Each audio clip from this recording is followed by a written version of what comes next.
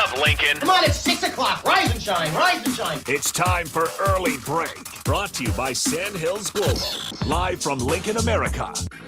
Here's Jake Sorensen. Did seem kind of meh. Husker Online, Steve Sipple. Surprisingly good. And longtime college football assistant coach, Bill Busch. I want to buy a couple ducks. I'm bringing 2 ducks to the office. This is Early Break.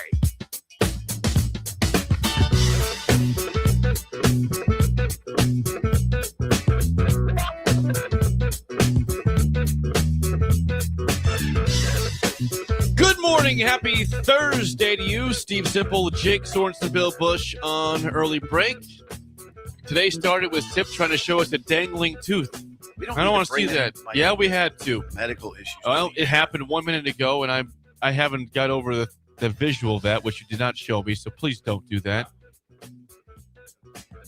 Can't hear Bill. You got a sore tooth. You can stick your finger in here. No. Stop it. Stop it. Bill's not squeamish. I'm not looking. That's No, a tooth. don't show me that. I don't want to see that. We'll do a full exam. Connor will get a light. Yes. Yeah. Do a full exam. We can do dental work It'll here. come out on its own like the other one did. I don't want to talk about it. Well, you brought it up Royals? before the show, and it's still in my mind. It concerns me. The Royals lost last night, 3-1. Uh-oh. Yeah. Peter, is anyone getting fired No, today? here's the problem, though, and I'm not blaming him for the loss, but you have an ace pitcher that can't stay healthy. He's not why they lost. They lost 3-1. You got to score more than one run. But Cole Reagans had left the game in the 4th inning with triceps and forearm pain, which doesn't sound very good going forward. For he's already had a lot of injuries the last couple of years. This does not look like a good sign for him. But the bats for Cole. Tricep and forearm. Triceps and forearm, both. Think Nolan Ryan ever left a game for tricep and no. Easy old timer. Ah, J.R. Richard never. yeah. Well, no, I think Nolan Ryan Accident. I think he threw a no-hitter at age 44. So I No don't big remember. deal. Yeah, no big whoop. Tricep and forearm. Probably something with his footwork off the rubber. Don't know what that would be. Don't know Off the about that. bump. He was still throwing 98, so it wasn't like he was down in velocity. Something happened in the 3rd inning, and he left the game. So we'll see what happened, but not a good sign Who for says your ace pitcher. Off of the bump. Uh, Did you say that in Pender? The bump is the thing. That is a thing. Do you have altered infield? That's that. We did.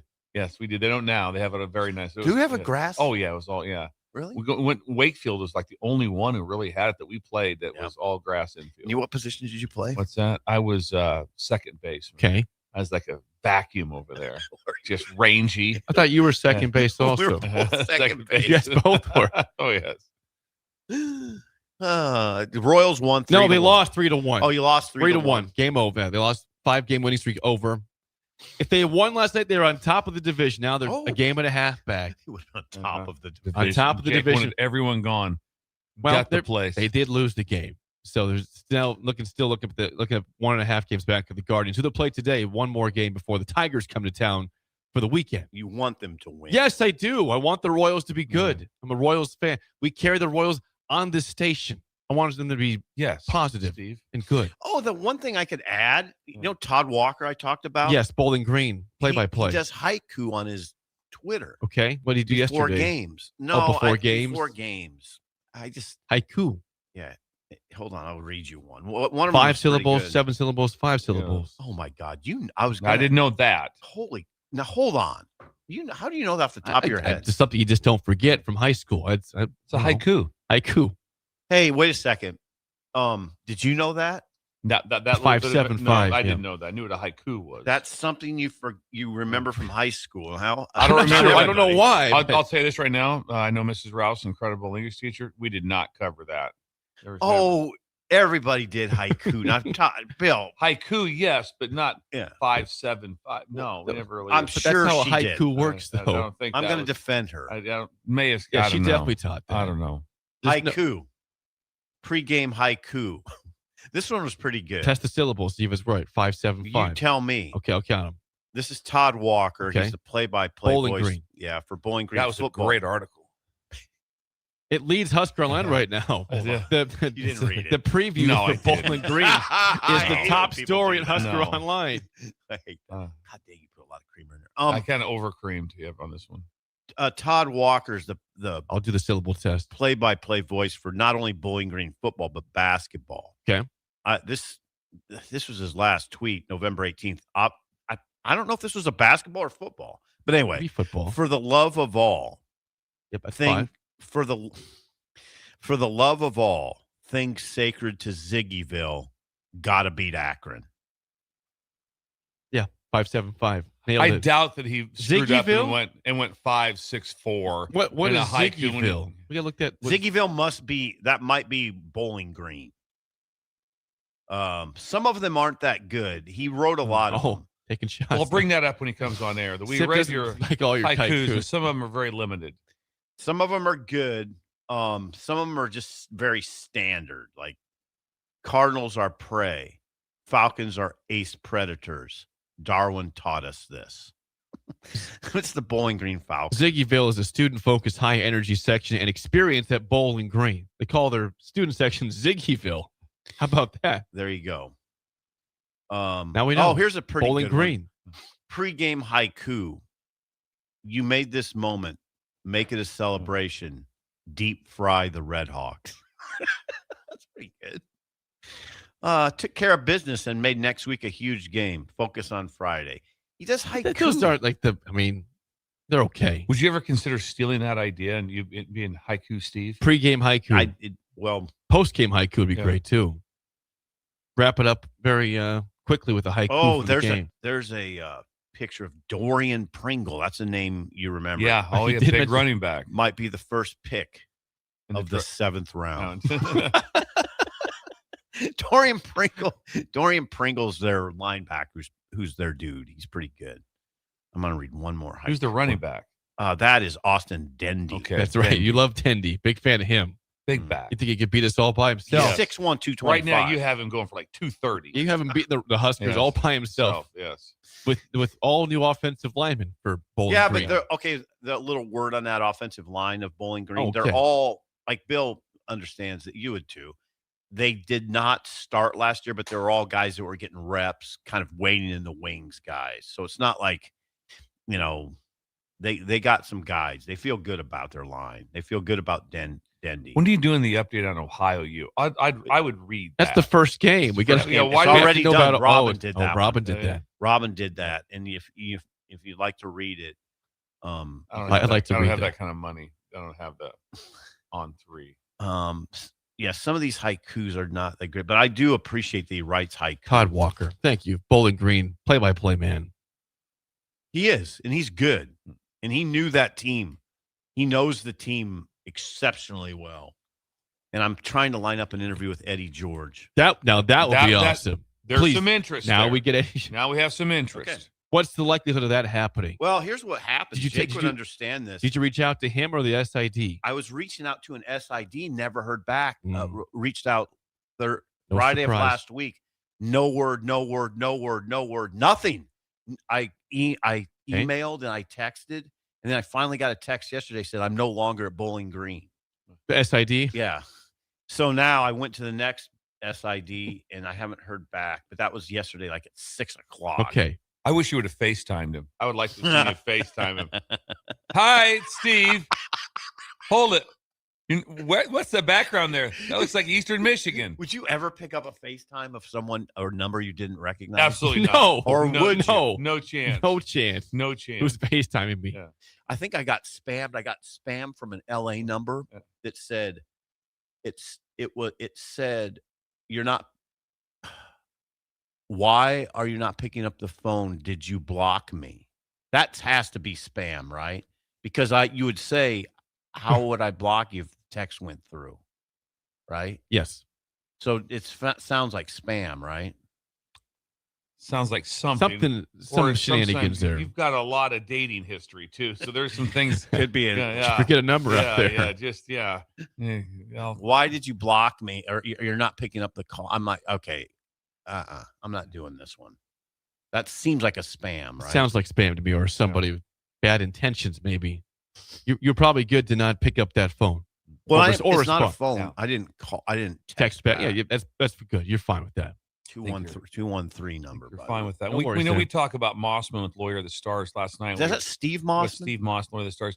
but really like the most famous lawyer probably in town, which Steve would have. I don't know if you ever covered an article on him. Hal Anderson. Oh yeah, my dad knows him. Yeah, very well. knows Hal probably pretty well. Really well. Friends. Hal was, when you talk about Greeny or whoever, and anybody in ESPN used to say when Bob Lee showed up, if he just walked through the deal, like something just went down. That's how it was with Hal Anderson. When he walked up there, if somebody got arrested. If all of a sudden Hal Anderson showed up in the football office, it was usually something unsavory, and so Hal would have to be there. He was in the paper all the time. He's in the paper all the time. Yeah. And so when me and Laura met up with Hal last night. Last night, met up with Hal Anderson, and we had a couple cocktails. Worlds collide. Yeah, it was incredible. I gotta tell my dad. And he tells some stories. It's just and he's working full time. One of my favorite things was, how old's your dad? My dad's like 85. He's not that old. I'm going to guess how late 70s, and we're kind of going, Hal, you got a pretty good deal. Still working full time, taking full loads on. Well, lawyers do that. And I'm just like, I go, man, it's a pretty good deal. You can double dip. You can take all your full Social Security, and he goes, yeah, I haven't touched my retirement yet. And I'm like, he's upper 70s. He's like upper 70s. He's a lawyer. Been doing it probably pretty well. Doing pretty well. Still doing it. Still doing it. I respect that. Yeah, we picked him up at his house. He's been doing it for a long time. But it was incredible getting a chance to talk. I mean, this is Hal Anderson, and we were with him. Can you say where you went, or is that okay? I'll say it. Lincoln Country Club. We're at the country club, and you've been there before, of course, with a different reaction. And you were there for an art show, and you were there art show, and then what happened? You saw Harvey Perlman, and Harvey Perlman nestled up to you at that. Simple, a little out of context. that will never ever get old. Ever.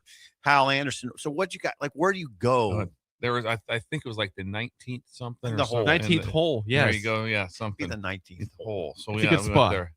I didn't grow up in a country club, Steve. So I'm sorry I don't know all the stuff that you grew up. Did you have the popcorn down there? Did not have any popcorn. We weren't downstairs though. We were upstairs. Okay. Yeah. But anyway, so we're sitting there with Hal, and who walks by but Luby?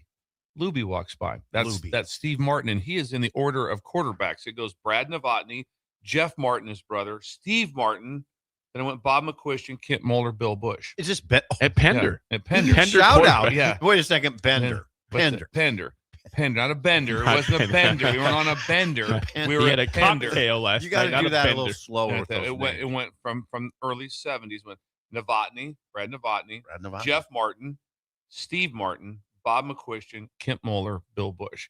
But I see Luby. That was what we called him. Which one's Luby? That's Steve Martin. Steve Martin. And Steve came through. He's a cardiologist here in town. Good God. So he whipped through the deal. So I yelled at him. So we had a great conversation. Sitting with Hal Anderson, lawyer for the Stars. Yeah. And then a cardiologist rolls through. No big whoop. That was the deal. God, you had kind of a night. Yeah.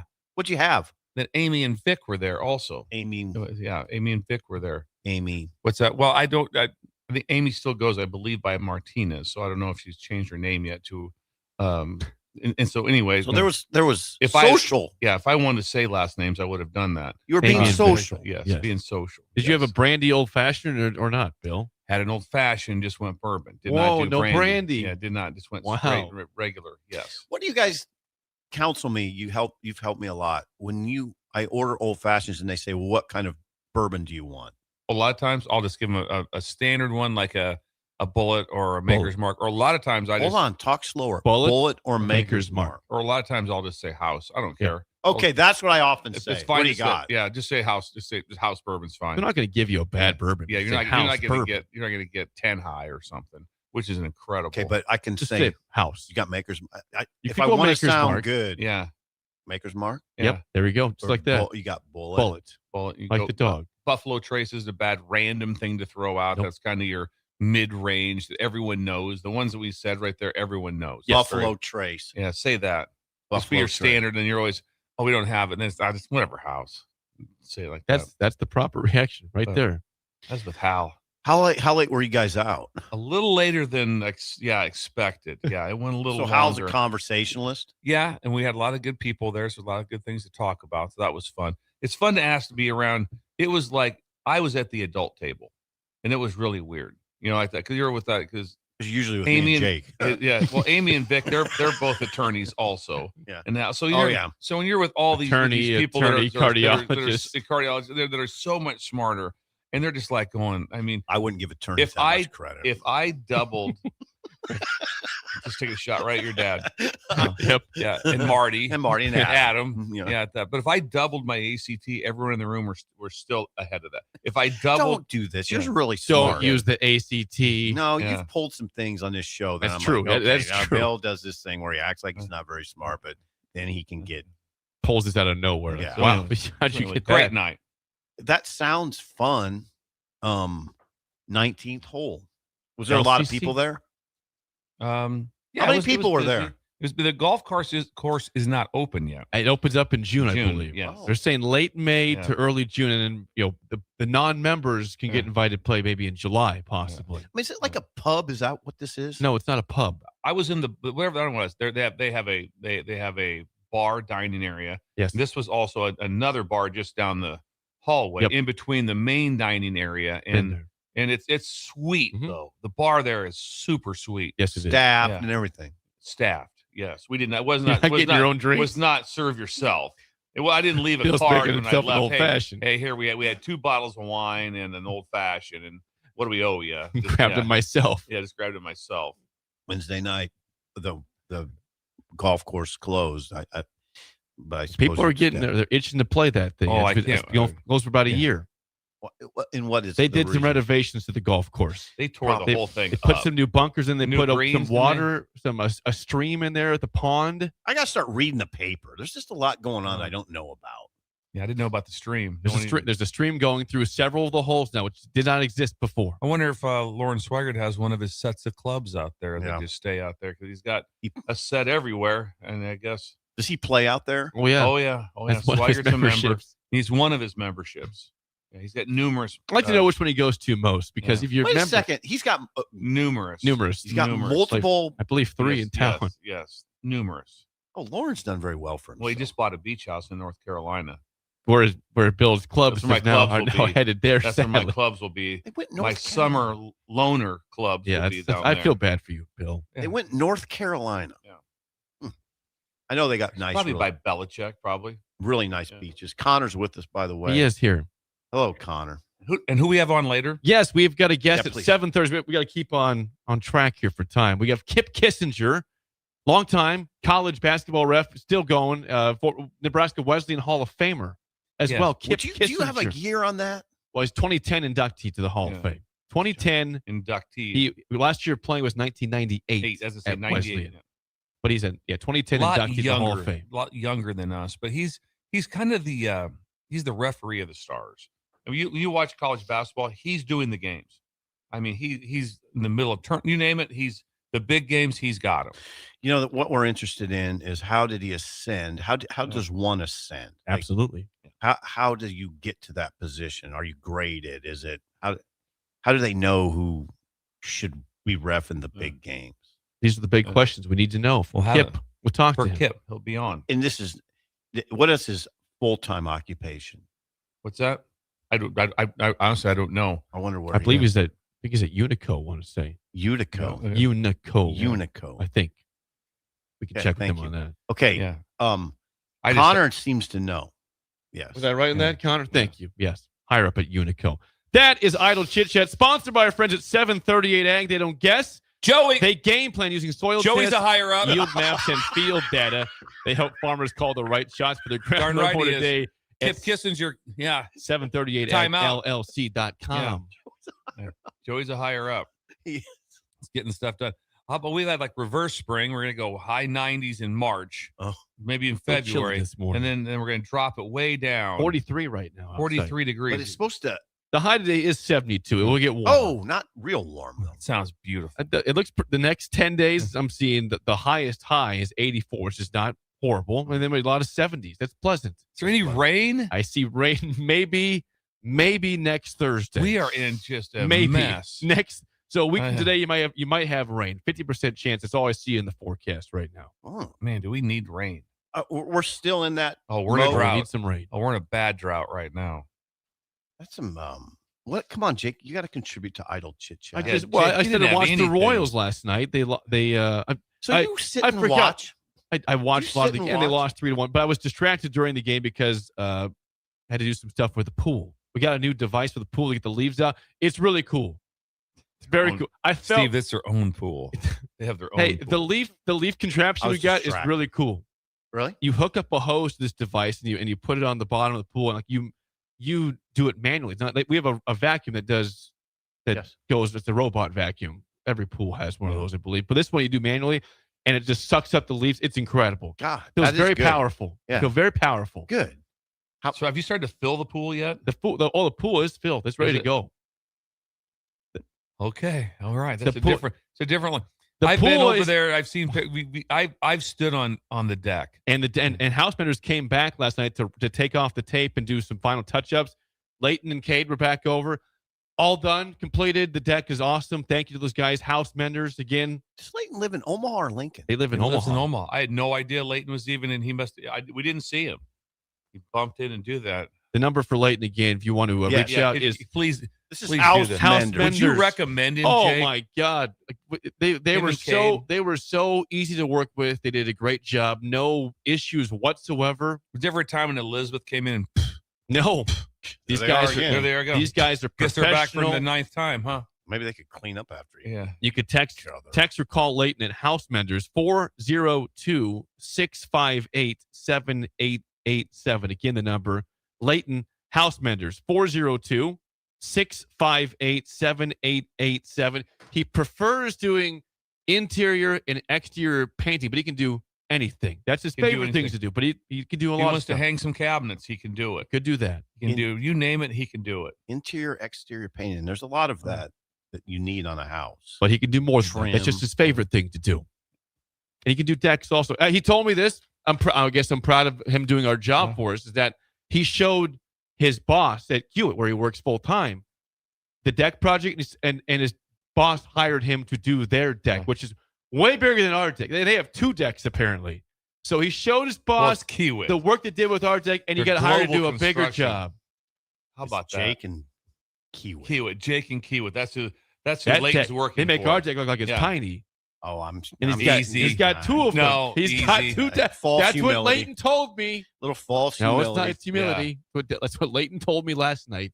I said, "Well, Kiewit's deck's congrats bigger for than getting mine. that job." Remember, I wonder Yes. how close it was for Elizabeth having to reach out, or not reach out, but just go on the deck and tell Leighton and Kate, "Can you guys go pick up Jake? He's at the bar. He's at the No, press I was box." at the day- house. That's the I day was it at all the started, house Jake. all last night. That's when it all started. When she sent a picture of your car in front of the press box. That was not a great moment. you and Carson shot. It was a great moment, Yeah, actually. it was a No, great no, it was moment. not It a was an great amazing moment.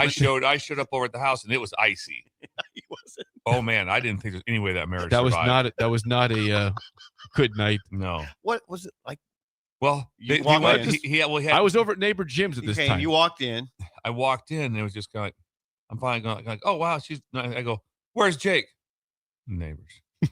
I'm like, I okay. didn't believe it was. And then I found out the next day that it got to the point where you had to take Scotland to see Rick Frager I because did. you were in so much trouble. Yeah, I did that same night. I went and night. took Scotland to It's over there. Brewski's to see That Rick was Frager it. for 20 minutes. Who just chimed in this by the way this morning. Frager's already texted in. Wait a second. Well, he's listening. He says Kip Kissinger grew up a few blocks away from me. Okay. Legendary high school hooper, great dude. Yeah. That's from Rick Shooter. Frager Yeah. Shooter. on Kip Yeah. Kissinger, who joins us at 7:30 today. Tight elbow. Yeah, he The did. elbow tight. Yeah, He did. tight elbow. Yeah.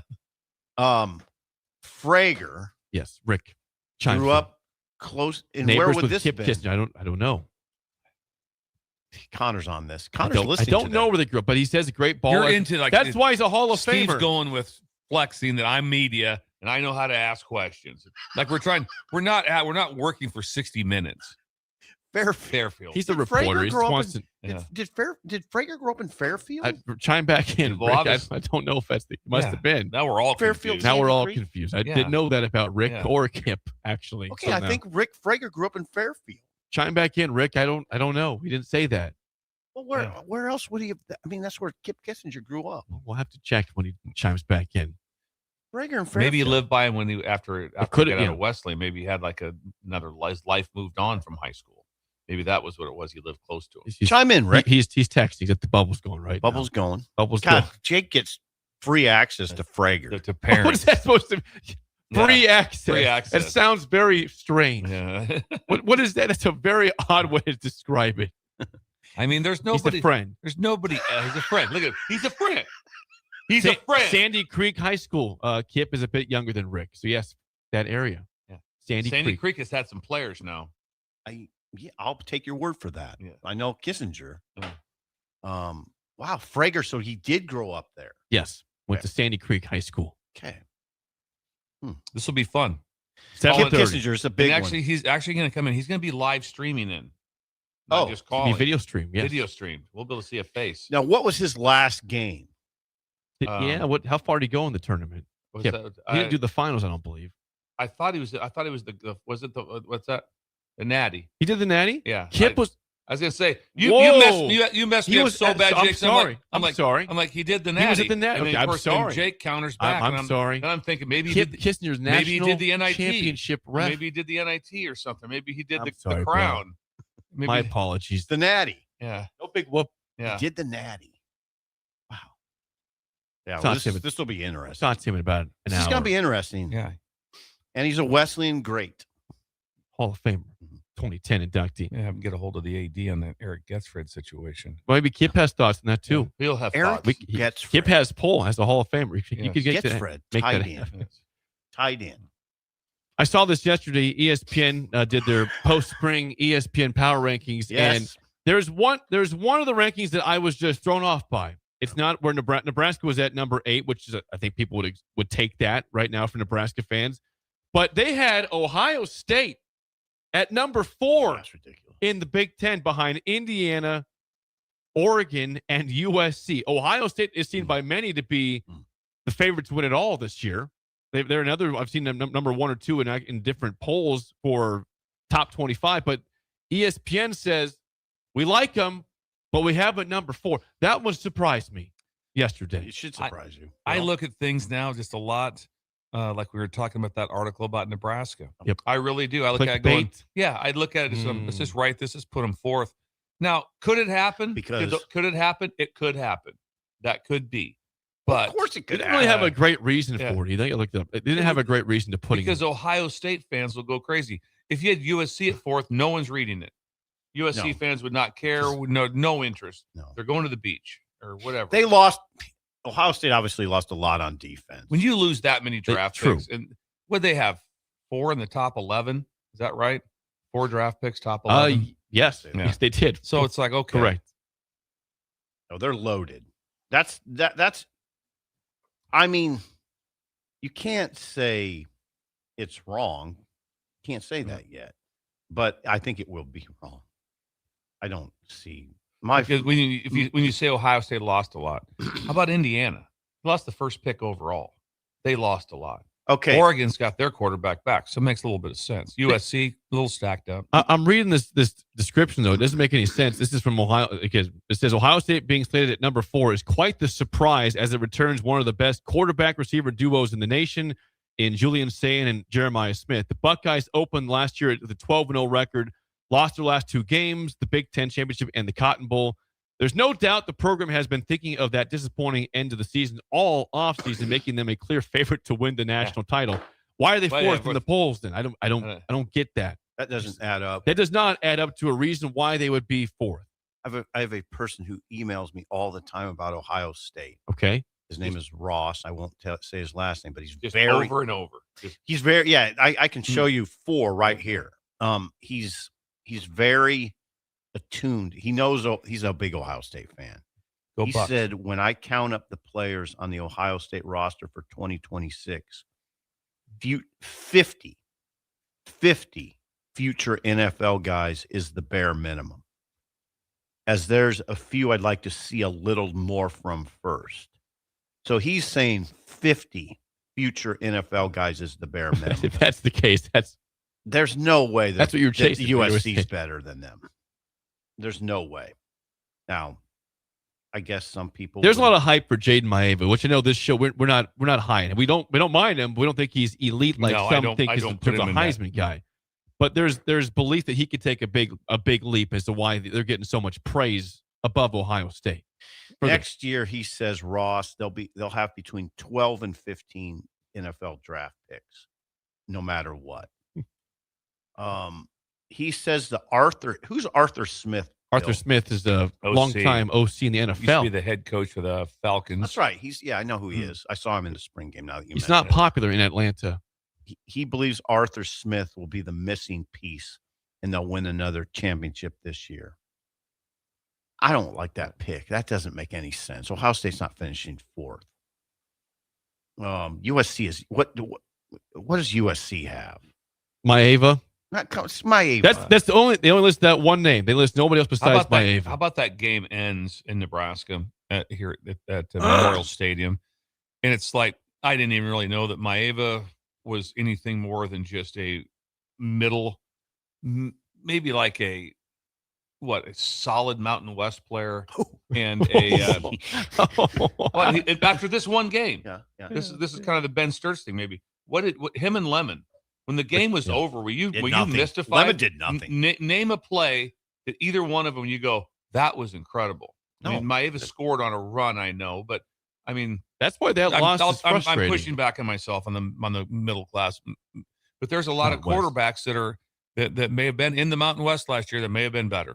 Well, that's why that loss was frustrating because USC was not good fine. away from home, and they weren't really good. It was supposed to be. It was chilly. That wasn't cold, but it was definitely a chilly game, and they don't play well away from home in the cold. And November they won the 1. game. That was very just. Now Dylan got hurt in that game in the USC territory, up 14-6.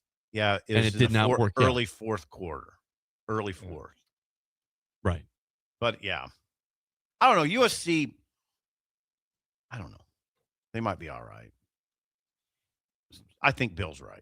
Seems like a click play. Mentioned Lemon is gone, drafted in the first round. I know. This past year. We didn't know he even played. They In that played game. here in that game. They had no idea. First round draft pick at wide receiver. Had no idea. I think we're giving some Sierra Wright credit for some of that, but he didn't. I didn't think he looked engaged. God, people got really mad at me on our message board for saying that. Don't you think it's just Sierra Wright took him out of it? I don't know. Yeah. I think there's an element of that for sure. They definitely was a not great high. There was not high engagement by USC. I didn't think so. It really wasn't. And it's kind of like the game kind of went their way late. And I didn't even think it was one of. Listen now. A little bit. You could take me to task on this. I didn't even think it was a great play calling game for Lincoln Riley. Oh, agreed. Okay. No, I'm 100% agree with that. I didn't think he got into a flow. In that game, Makai Lemon had 2 catches for 18 yards. Yeah, that's okay. Sounds about right. Yeah. 2 catches for 18 yards. Now, I'd have to go back and watch the game to say, okay, was Sierra Wright matched up on him every play? I don't think he was. Yeah, I don't know. Yeah. And I don't know. even if he was, that's a first-round draft pick and a free agent. Per your value. Yeah. Yeah, exactly. So, what was going on? So what was going on? Yeah. He wasn't engaged. Jaden Maeva was 9 for 23. 135.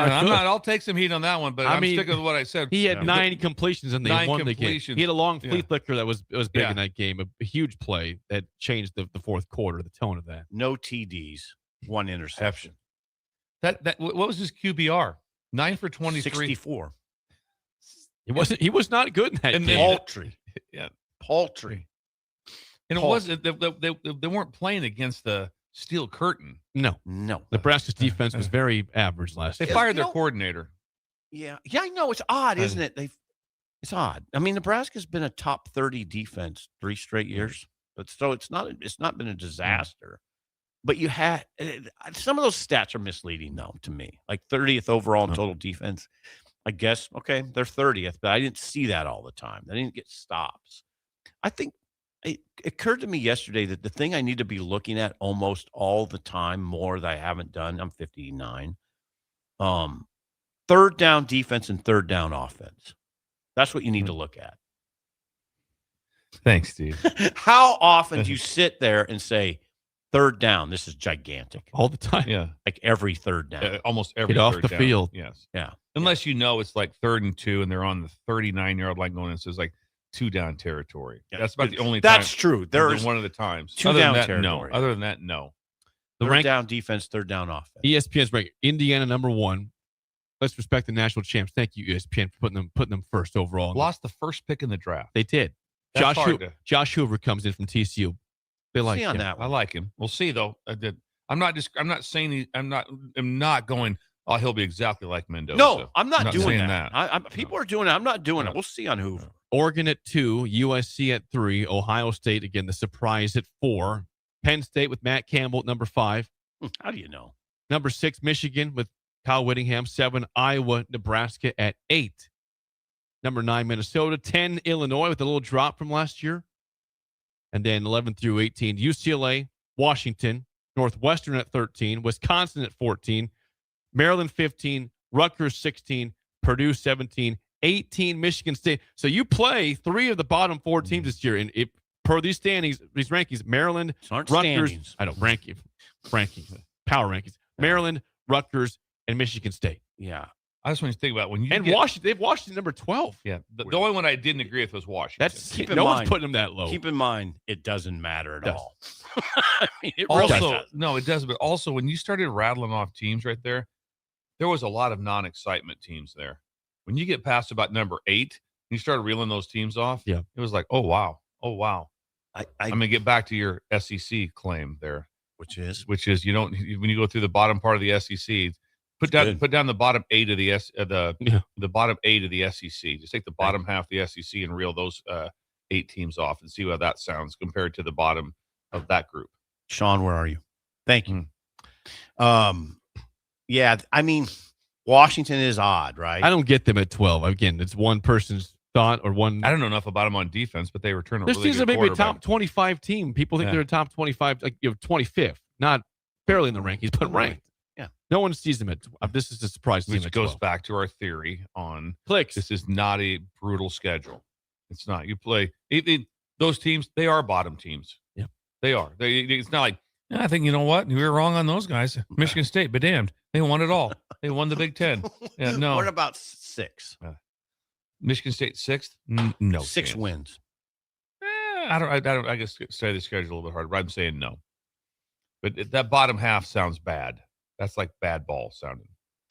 Before we get to break, if you are hungry for breakfast, brunch, or lunch in downtown Lincoln, where should the Breakers go this morning? Early Bird. Open right now till 2 Kissinger p.m. Bird. every day of the week at 19th and K with free and spacious parking. They have breakfast tacos, breakfast nachos, waffles, French toast, pancakes, and the world famous hash holes. Hash holes. Hash holes. Stop by today. Early Bird, 19th and K, open until 2 p.m. When we come back, Dabo Swinney is talking once again about another team in college football. I'll tell you what it is next in an early break in the ticket. You're listening to Early Break with Steve Sipple, Jake Sorensen, and Bill Busch. Sponsored by Sandhills Global on 93.7 The Ticket and theticketfm.com. The end of the school year is drawing near, which means graduation parties are coming soon. Are you prepared for hosting? Führer's Cheese Spread is the dip that brings everyone together to celebrate graduations and the close to a great school year. And it goes well with crackers, meats, soups, and more. How could you consider throwing a party without it? Get to your local grocery store today and load up on Führer's Cheese Spread. No graduation party is complete without it. Concrete Industries has immediate openings for production laborers, operators, and drivers. Earn great pay starting at $21.50 per hour, plus health benefits, 401k, paid time off, and more. Right now, production laborers can earn a $1,500 hiring bonus, and drivers are eligible for a $2,500 hiring bonus. No experience? No problem. Concrete Industries offers on-the-job training and opportunities to grow your career. Start your future today. Visit concreteindustries.com.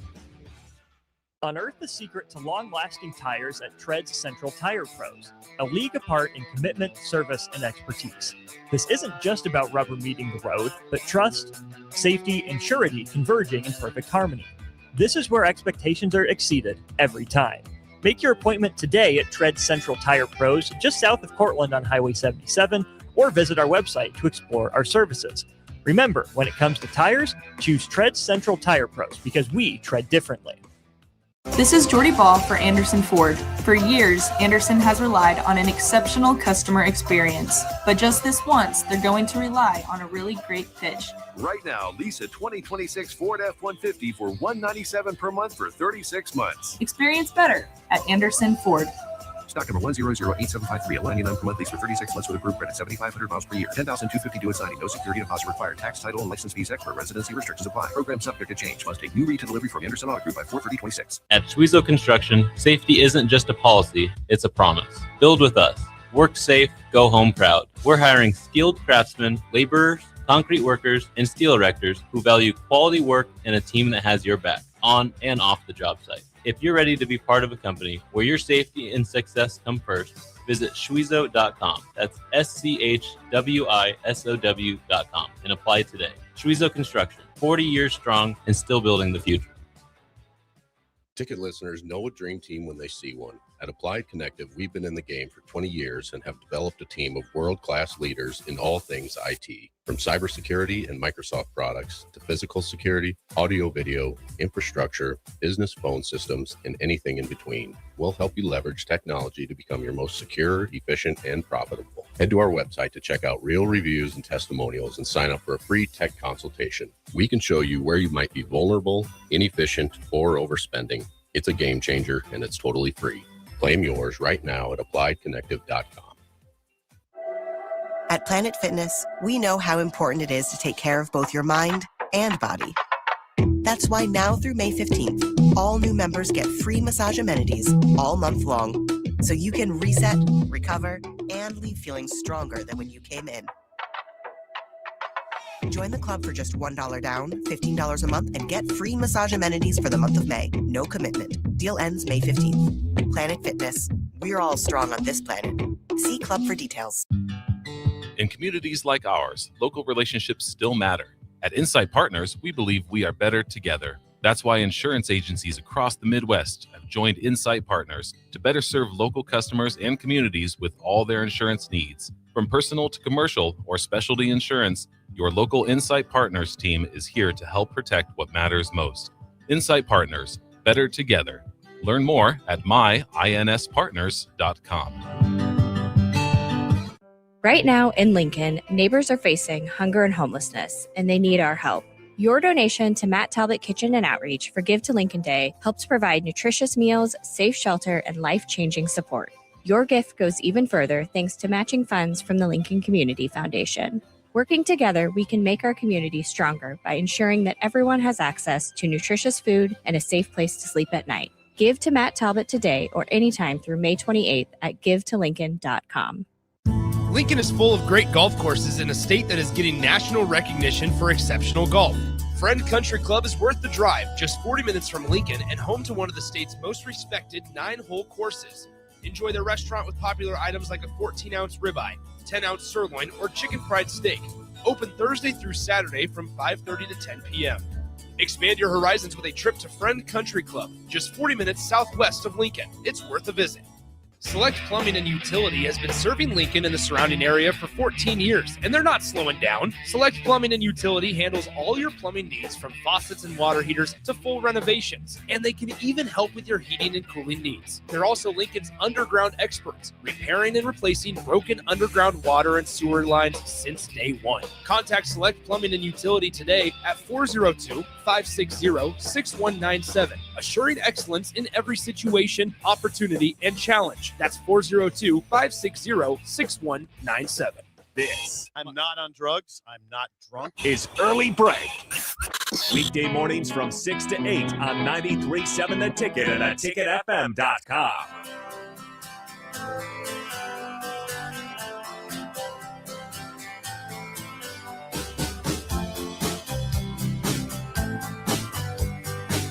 We like when the stool is, when breakers are employed at places they want to work at that are great place to work. That's Vision Mechanical. They need journeyman plumbers and HVAC service technicians. That's Ron Runyon and crew. R&R, the Runyinator. They have top of the industry wages, 100% paid health, disability, and life insurance, also paid holidays and vacation time, and be part of Lincoln's growth.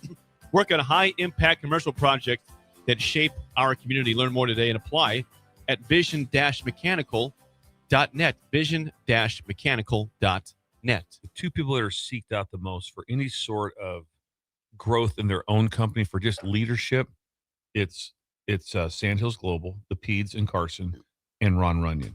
That's who people are reaching out to. And I know I'm sure he's doing a lot of they want him to teach courses at the university. In what? What's that? Just in business. Yep. Business on how to treat people. That's the big thing. How to treat people. Have a class on it. They actually, if I could use a class on it now, how to treat people, be kind of nice. Yeah. It would be. Yeah. How to treat people. I thought about that the other day. This is not what? Treating people right. You should have had way more. We had like a class that we took, adult living. Yes. And adult living, Yes. and it taught you some adult things. Yes, it did. Maybe like a checkbook or whatever, just little things, right? Yeah, Mrs. Wobig was great. Like that. Mrs. Winky taught it for us. And it's a good class. There should be like 4 classes of adult living. There should be way more real life experiences. People come way more real life. Some of this stuff is brilliant. Some of this stuff in class you're learning, like I'm like, serious. okay, same thing. Again, like sometimes you say, this is my 3,000th day of not having to solve for X, in algebra. But the real life stuff not covered. It comes as much. up. Yeah, The stuff that comes up where you're just perplexed that could be covered. just have a street smart guy in there talking about, hey, Street listen, Smart's a great class. this is going to come on. Hey, just so you guys know, here's how I made my life like that, and this is going to happen. One paperwork class. Yeah. Like insurance paperwork. Oh yeah, Oh, tax that's a big paperwork. one. yeah, Big all one. that. Tax. 100%. Hey, things you have to know like that. How to get how to have someone helping you with the financial plan at a young life. Hey, you get out. Guess what? All of a sudden, I'm kind of like Sip. I think I went to the dentist for like 7-8 years once I got off like my parents did, because I didn't have any money. Right. No dentist? Can't go to the You're going to a dentist. You're just Catches hoping. up with you. Yeah. Accident protocol. What do you do in a car accident? People don't still know. There's- I don't know. What, do I get my insurance out? Accident People don't know. protocol. No, yeah. you don't know. Do I pull over? Do I just stop? It's never happened before. I have no idea what to do. It wasn't trained. What if you see an accident? Do you stop? I never know that. Protocol. How If about you see this an one? accident? You stop. Yeah. What do you see when you see? If I'm the very first person to see it, I'm stopping. Okay. Like that. If all of a sudden it's like, okay, that accident has happened 45 seconds ago, and a couple cars have already seen it, whatever. I'm not stopping at that time. What's the deal too? Yeah, but the kids need that protocol. Hey, you have that fire awareness. truck behind you. What are you doing? What's going on with all these little things in life that comes up over and over again that you just learned randomly? How about if we taught that stuff a little Adult bit better? living. Yeah, adult living, and I'd like to teach it. Imagine Yeah, me and Sip talking to Seward High School. Street smarts. We're not the best to do it. No, we wouldn't be the best. I mean, it's like we got dropped on the earth in our 50s and we're full of wonder because all we did was work too much. It's true. You work too much. And then there's just a lot we don't know. Yeah. Every day. I'm full of wonder. The insurance stuff is right like, okay, how about this one? You're in the Target parking lot and you back in this, you hit someone. What do you do? Yep. Okay. Am I leaving a note? Am I Yeah, what are you doing this? if there's nobody around? There's no notes for there's that. nobody around, if he would, whatever. I was at IHOP and hit a person and now hit a person. okay, no. Okay. Push the person in the car. Yeah. Okay. No, I hit a car. Okay. But I judged it to be no damage on either, and you just drive off. Now, should I have went into IHOP and sought the person out? I just thought, I don't want to bother them. But what do you do? There are a lot of things that come up in this world. Mrs. Wobig should have saved this for a Bill Strohs. Mrs. Wobig and Mrs. Winky, I went there and met each other. Mrs. sometime. Wobig's the one who taught me. Now, this was the only erroneous thing. She said that if you dig your fingernails into your head when you wash your hair, it'll prevent baldness or help prevent it. I did it for years. You dig, Bill's face. Massage your scalp. Bill's face. Why is that gross, by the way? It wasn't It's not gross. gross. It was just It sounds- odd. it sounds not gross. It's just weird. That wasn't a gross face. Because usually you say that, I'd be like going, "Oh yeah, we talked about that too. Everyone knew about that." Oh, did you? No, I've never heard of this. No, This it's is all. Mrs. Wobig. I also have Mrs. not Wobig. heard that. No one's ever method. heard of this. And Yeah. if you, I don't know. How did it work? Well, not that well, obviously. But I don't know that you can do anything. Maybe I have more hair than I would, if I We'll wouldn't have never You done might know. be completely bald if you wouldn't have done Right, the system. True. She might have saved you some follicles there. follicle. Real life. Adult living. Adult We need living. that. Yes. For adult living. Yes. Class. There's your Bills thrills for today. Dabo Swinney's talking still. It's the offseason. He was chatting with Greg McElroy on the Yes, Always saw that. College Football podcast. We got audio from this. Let's hear All it. right. You know, Dabo What's he was talking very proud of what he's done, as he should be. He's had a great success at Clemson, but last year was 7-5, and people are taking shots saying, Dabo's done. He's done here. Careful with that. I'm not saying that, but people are saying that. I know. Dabo's firing back. What people like in Tecumseh? Some. Okay. Tecumseh, maybe someone in Ralston. Geneva? No. Good. Yep. Genoa. Ralston, Genoa? Yeah, I'm hearing things. He Absolutely. was chatting with Greg Monroe? McElroy, and he brings up Notre Dame in the conversation. They're moneyed. Dabo Swinney. And we always got to, have a chip on our shoulder. Because it just is what it is. We don't have the alumni base that some places have. We don't have some of the things that some of the schools that we've played and had to compete with over the years have. It's just the way it is. But I've always we're 3-1 against Ohio State. We're 4-2 against Notre Dame. Notre Dame has their own TV station. They make their own rules. They print their own money. They got like a money machine in the backyard or something. We've beaten Texas A&M a couple times. We've beaten Oklahoma a couple times. We've won 4 in a row against Auburn. We've beaten Nick Saban in Alabama in 2 national championships. And so, we've done all of that at Clemson. Again, when I got the job here, prior to our tenure here, Clemson hadn't won the ACC in 20 years, and it wasn't a 17-team league in those days. Dabo Swinney with Greg McElroy. Very interesting. Very interesting. First, I'd start off with this one. Everything you said is fact. Sometimes it won't come off great because when you're talking about another, they have it made, because they are correct on one thing. Notre Dame makes their own schedule. Everybody else, schedule's made for you. Talk to some teams like this year. Remember us pulled up Iowa. It's like, oh, wow. Well, who made that schedule? The Big Ten did. Crisscross a little bit. Yeah, and so you don't know how it's going to fall. And all these different so they make their own schedule. They do have an unbelievable setup with NBC. And all the money they make is independent money. So if they go to the playoffs, or it is, they're making more money. And it's just one of those gifts that Notre Dame is. I think about the Notre Dame alumni base compared to the Clemson alumni base in terms of number and prestige. So it's interesting that Dabo now reels off all those facts. Why? It's pretty good. He knows. Yeah, they print money in their backyards. Says Dabo about Notre Dame.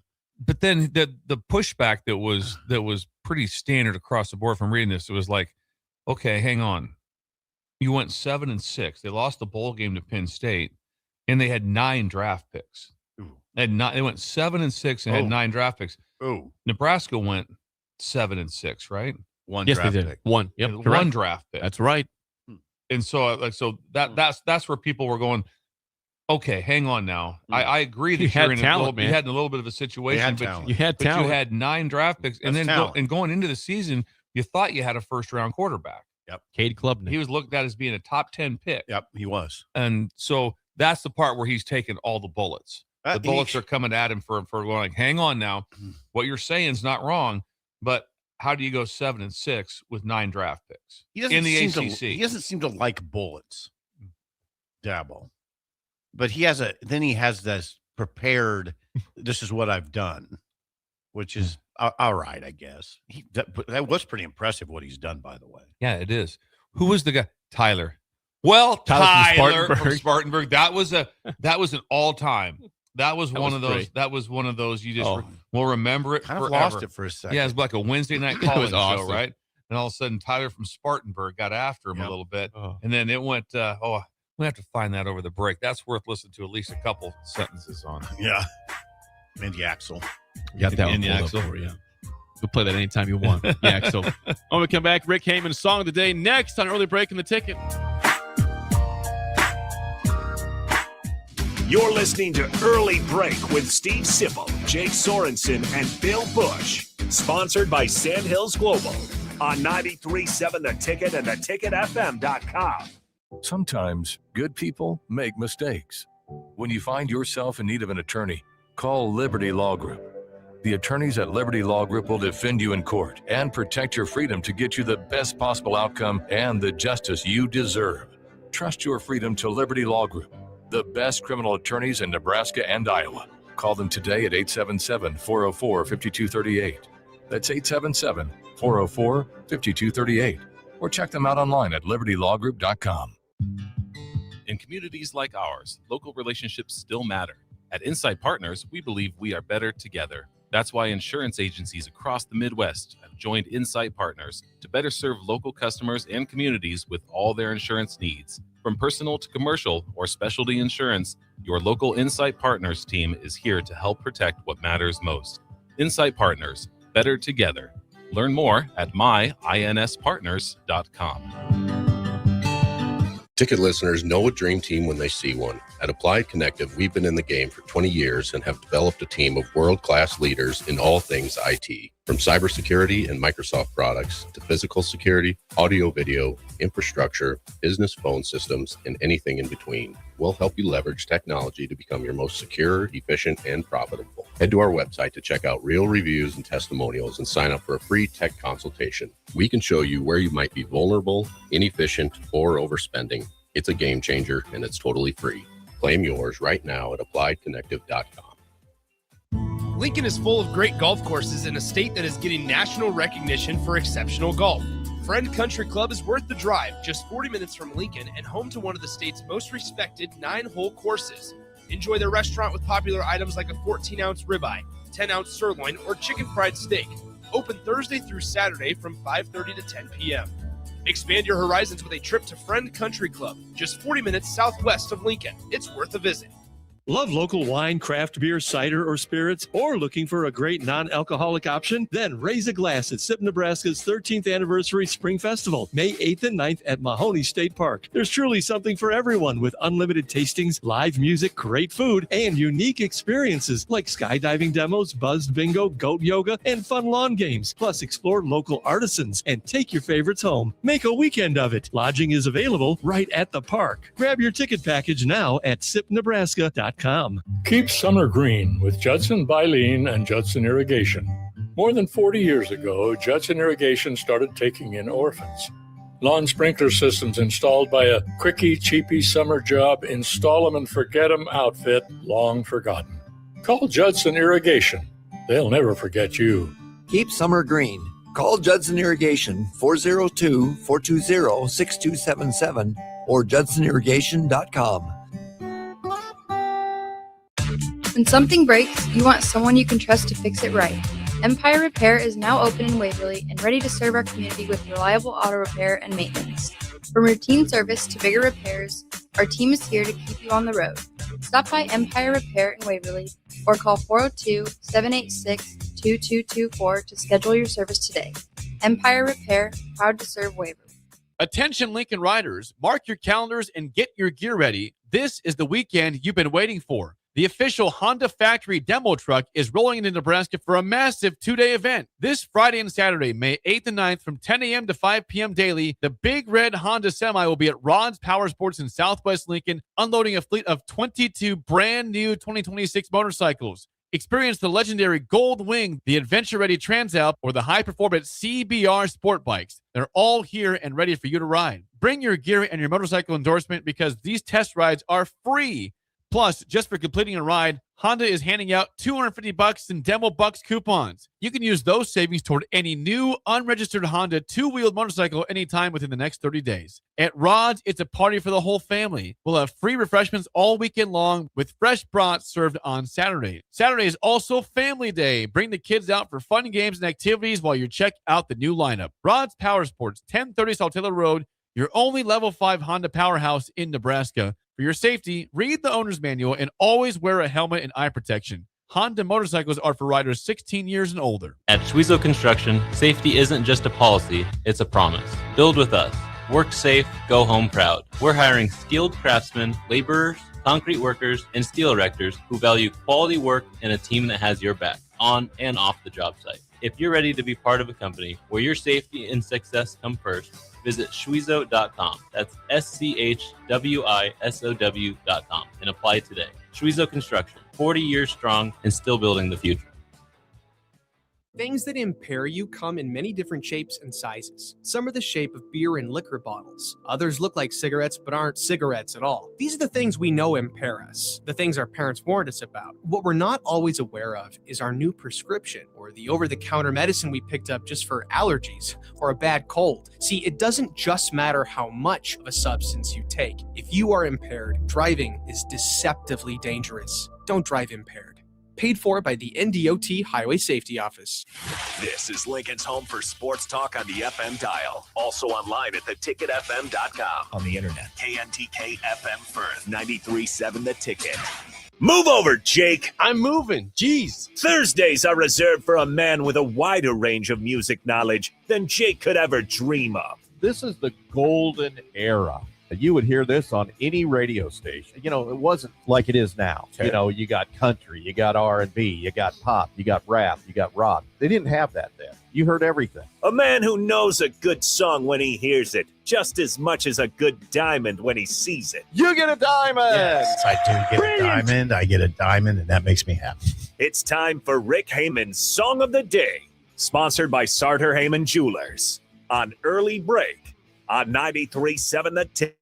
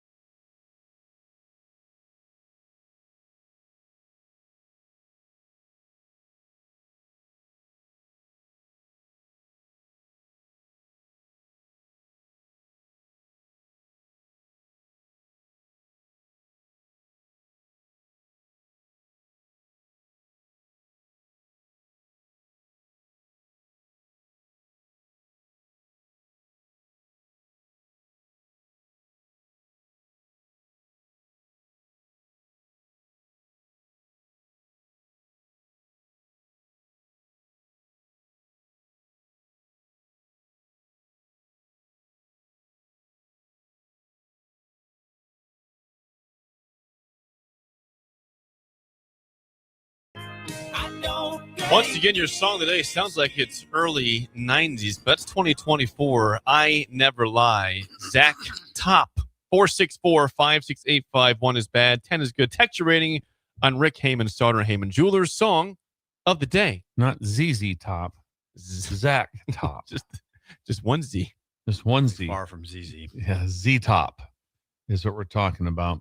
Song obviously I've never heard. I have no knowledge of it. Had sounded like 90s, so I kept thinking that maybe something would click, and all of a sudden, the chorus or the refrain would hit, and I'm like, oh, okay. But that didn't happen. Instrumentals, there were some interesting parts, and I like the fact they kind of went a little retro. I like the sound. It's an old sound for It's an old sound. It doesn't. He's only 28 years old, I'm pretty sure. Yeah, it's an old sound, and there's a lot of things you just. Boy, Rick, I just tried, and it just the song. There's zero interest in it. It doesn't do anything. I don't see myself like a lot of times after good songs by Rick, I'll listen to them later in the day again. Really? Like Seals and Crofts? Yeah. A few weeks ago? Yeah. I mean, I'd take time. I'm going to listen to that again. This one's off the radar. This one's gone, and I'm okay with that. Z-Top, I can get to a 2-2. Okay. And I'm sure Rick appreciates your honesty. Yeah, I'm in the same boat. It's a little maudlin. Now, there's a lot of country that's foolishly sentimental, like get over yourself, like that type of thing. And this is pretty maudlin. The word maudlin again, real quick. That's word of the day material. Yeah. Anyway, Describes excessive, tearful, or foolish sentimentality, often brought on by drunkenness or insincere emotion. Okay. That song has a lot of that. Yes. It's like, God, really? You typed that word in to talk about it, didn't you? Yeah. I just want to make sure You I was make right. sure you're right. Your description. 4. I'm glad you had it. I'm going higher than that. I'm going 7.5. I like that song. 7.5. Is that sincere? That's sincere. I like Zach Top. I like that he tries to sound old. I like I don't Zach Top. No, it's okay. Zach Top. He sounds like he's from a different era, and I appreciate Not that. really. I mean, it Rick, sounds like 90s music. Are you telling me that he was in the 90s music with those guys that Zach Top that sound would fit in the 90s. That's very 90s-ish sound. Rick will understand this. Me and Bill grew up at a time when there was Johnny Cash and Waylon James and Willie Nelson, and we're playing it at the lake. I mean, that's what country was. That was the best it would ever get. We didn't know it at the time, but that's. And you went into some 80s, and also you got Clint Black and stuff. I can handle that. Not bad. Some different ones. Rick has played Clint Black before. Yeah, Connor will be. He likes it. Foolish like Jake, and it'll be high like a 7.2. 8.2 says old school. Top has great stuff. Yeah, we're both high on Top that one. has great stuff. Zach Top. Well, we're joined now by Rick Heyman, Starter Heyman Jewelers. Rick, not great scores from Sip and Bill, but me and Connor tried to build the song back up from Zach Top. I appreciate that, Connor. I knew he'd like it. What'd you give it, Jake? I went 7.5, Rick. 7.5. Hi. Well, tag this clip, and in about 10 years, come back and listen to it again.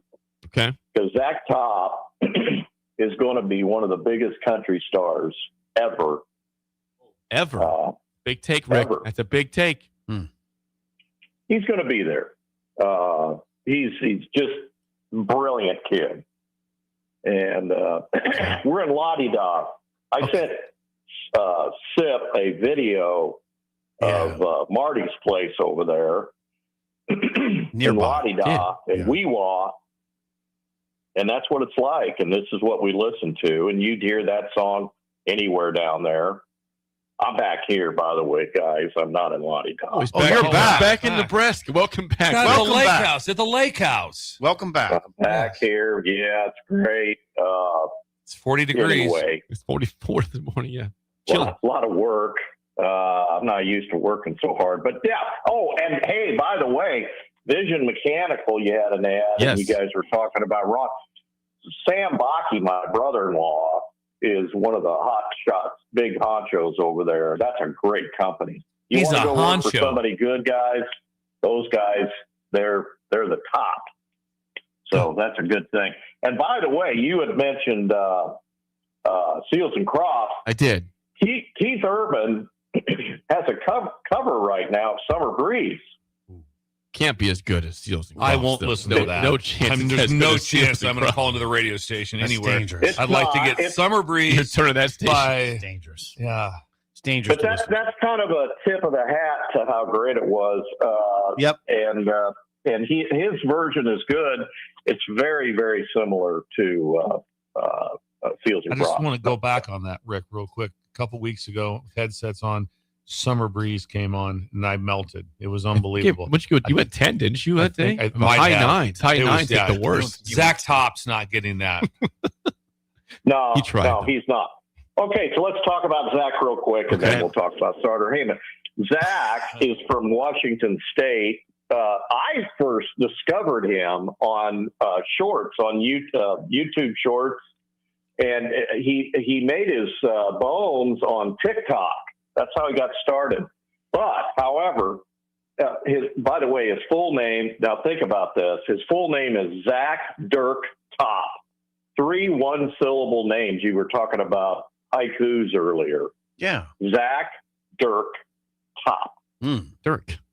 Interesting. It doesn't require a lot of effort to say that, but Zach Top is from Washington State. He grew up there. He was in a family bluegrass band, and they were good. They were really good, and they're still going. He learned how to play music by learning bluegrass, which your best country guys are real players, and he's a real player. and he's a real songwriter. So many of these guys, they go to Nashville, and they get a producer, they get a manager, and they get a songwriter, and they might write 3 lyrics and get their name in the credits. No, this Zach Top is the real deal. They were called Top String, the name of the family band. His top 3 most influential country stars growing up were Merle Haggard, George Jones, and Keith Whitley. Whitley. And he describes Keith Whitley as his favorite singer. Wow. He tries to model himself after Keith, who many, including Waylon, said was the greatest country singer in history. So he just got started in 2023. This they call it neo-trad, neo-traditional country. Neo-trad. There's so much of it now coming out. You're going to hear a lot more older sounding country. And I, for one, celebrate that, because to me, that old sound is the real deal. And you guys are right when you're hanging out at the pool, listening to all of that old stuff. It was the real deal. And so he is in that vein. You guys will come to appreciate him. Okay. And I think we will.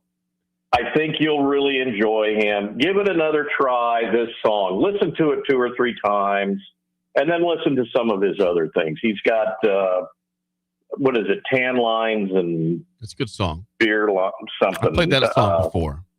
Yeah, it's good. It's good. Okay, so with that in mind... What's going on? By the way, this song has gone double platinum, and its official video online on YouTube has 45 million views. Ooh, that tells you the interest level. Yeah, It does. serious. It does. Yeah. Big time for Can't Zach push Top. back on that. And he'll probably be playing down at Tootsie's at PCB, Florida, which is a 30-minute drive from Weewa, Sip.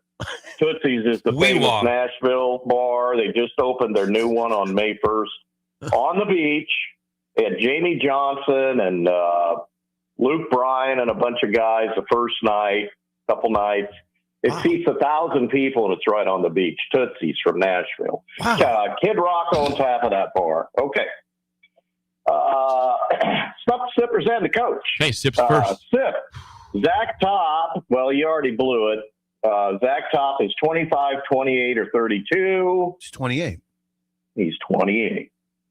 And an additional question, has he been married and divorced already? Yes or no? Me? That's for Bill. Yeah, he's been. No, I mean, anybody can answer it. Yeah, he's been divorced already. I think maybe Yes, twice. he has. Yes, he has. Brilliant. Got it right. 2 for Keep it 2. up with that country tradition. Okay, this is for, I guess, the coach. Okay, Bill. What beer is on his backstage rider? He has to have multiple cases of Coors, Molson, or Bud Light. I'm going Banquet Coors. Diamond. Brilliant. He's a good guy. Of course, Banquet. Yeah, like that. And I this do is like for anybody. I guess Jake.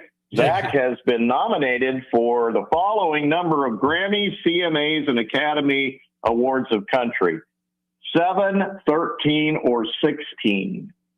I think he's still pretty. I'm going to go with 7. He's still pretty new, Rick. 7. CZ, 16. 16. For a guy that's pretty new to the scene. That's impressive. Zach Top. Rick, what's happening right now at Sartor Heyman Jewelers? Sartor Heyman. All right, guys. Diamonds. It's the 7th. Yeah. The Mother's Day is Sunday. That's the 10th. We have your full guide. It's on our website. It's all over there. And you're going to get 15% off. If you don't know what to get mom or your sweetheart, and look at everything she's done for your family, you got to take care of her. We have watches. We have pendants. We have earrings. We have stuff starting at $100. We have Husker jewelry. We have, you name it. Come into Sartor Heyman, go online, you're going to find the item. Graduations are happening right now. Don't forget graduations. We have, listen, you got to get your grad something that they're going to remember. This is a monumental point in their life. Get them a watch. Get them a beautiful piece of jewelry. We'll even engrave it. I did that for my son when he graduated from college. It was fabulous. He still has it. So check us out, SarterHeyman.com. We've been the best of for decades. We're 121 years old, 4 generations. That means you can trust us. We have experts. Come in. We're going to find what you need. Even if you don't know, they're going to help you. Quality, experience, 121 years old. You can't go wrong. Lincoln and Grand Island and worldwide at SarterHeyman.com. Rick, always good stuff. Thanks for the time. We'll chat with you again next week. Thanks, Rick. Bye-bye. Rick Heyman's song of the day was I Never Lie by Zach Top from 2024. Hour 2 is next. We'll have Kip Kissinger shortly on Early Break. Can't wait for this. On the ticket. You're listening to Early Break with Steve Sipple, Jake Sorensen, and Bill Busch. Sponsored by Sandhills Global on 93.7 The Ticket and theticketfm.com. Constructors is now hiring for all positions with pay starting at 23 and up based on experience. Constructors has immediate job openings for mechanics, bridge builders, operators, and drivers. Start your new career today. Constructors offer great pay, health, dental, and vision, paid time off, paid holidays, and so much more. Join the crew today and be a part of Nebraska's oldest paving company dating back to 1908. For a complete list of openings and to apply online, visit constructorslincoln.com. This is Jordy Ball for Anderson Ford. For years, Anderson has relied on an exceptional customer experience. But just this once, they're going to rely on a really great pitch. Right now, lease a 2026 Ford F-150 for $197 per month for 36 months. Experience better at Anderson Ford. Stock number 1008753 at $199 per month, lease for 36 months with approved credit, 7,500 miles per year, $10,250 due at signing. No security deposit required. Tax, title, and license fees extra. Residency restrictions apply. Program subject to change. Must take new retail delivery from Anderson Auto Group by 4/30/26. 93.7 The Ticket. Fox KFXL weather. Brought to you by Bryant Air Conditioning, Heating, Electrical, and Plumbing. Your Lincoln forecast for today, we'll see lots of sunshine. It'll be breezy and warmer. The afternoon high near 74. Tonight, increasing cloud cover, light winds, a low around 48. And tomorrow, we'll see partly sunny skies throughout the day. The light breeze, the high near 77. I'm meteorologist Kyle Fletcher for 93.7 The Ticket and theticketfm.com. Hey Husker Nation, this is Todd Euler, two-time national champion, here to talk to you about Window World Lincoln. At Window World, we specialize in replacement windows, doors, siding, and roofing. Whether you're looking to enhance the beauty of your home or increase its energy efficiency, we've got you covered. And here's the best part. We offer the best for less. Our team is dedicated to providing top quality products and exceptional service at affordable prices. We want to earn your business and make your home improvement dreams a reality. So why wait? Contact Window World Lincoln today at 464-7313 or visit our website at WindowWorldLincoln.com. Window World Lincoln, where quality meets affordability. At Planet Fitness, we know how important it is to take care of both your mind and body. That's why now through May 15th, all new members get free massage amenities all month long, so you can reset, recover, and leave feeling stronger than when you came in. Join the club for just $1 down, $15 a month, and get free massage amenities for the month of May. No commitment. Deal ends May 15th. Planet Fitness. We're all strong on this planet. See club for details. At Cedars, we're here to make sure that kids have the safety and stability that every child deserves, where they're protected and where they feel safe. You make this possible. Today, more than ever, we need your support to be here for kids who have nowhere else to call home. Now through May 28th, make a big impact through Give to Lincoln. Give to Cedars now at givetolincoln.com. In communities like ours, local relationships still matter. At Insight Partners, we believe we are better together. That's why insurance agencies across the Midwest have joined Insight Partners to better serve local customers and communities with all their insurance needs. From personal to commercial or specialty insurance, your local Insight Partners team is here to help protect what matters most. Insight Partners, better together. Learn more at myInspartners.com.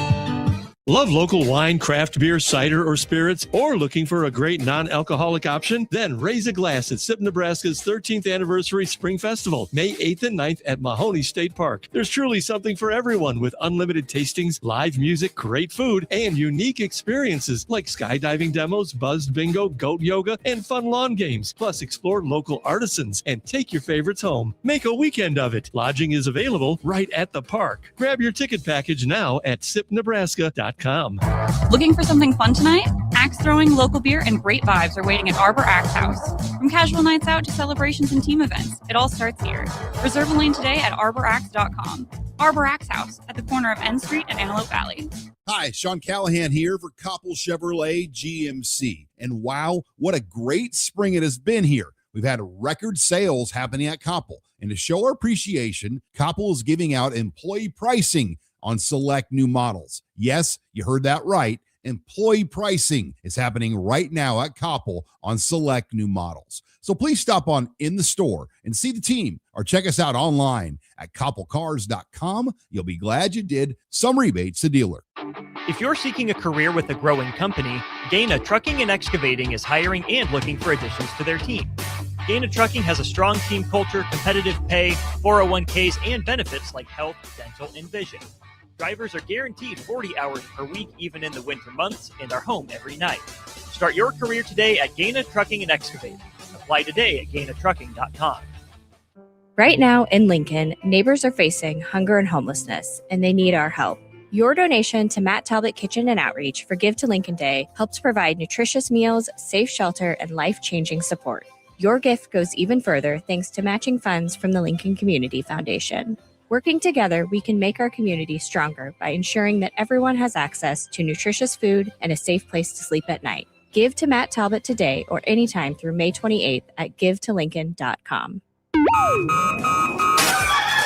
Wake up, Lincoln. I overslept. Damn rooster didn't crow. It's time for Early Break, sponsored by Pinnacle Bank. Live from Lincoln, America. Here's 93.7 The Ticket's Jake Sorensen. I'm wrong, but I'm not. Husker Online, Steve Sipple. If I were a feral cat.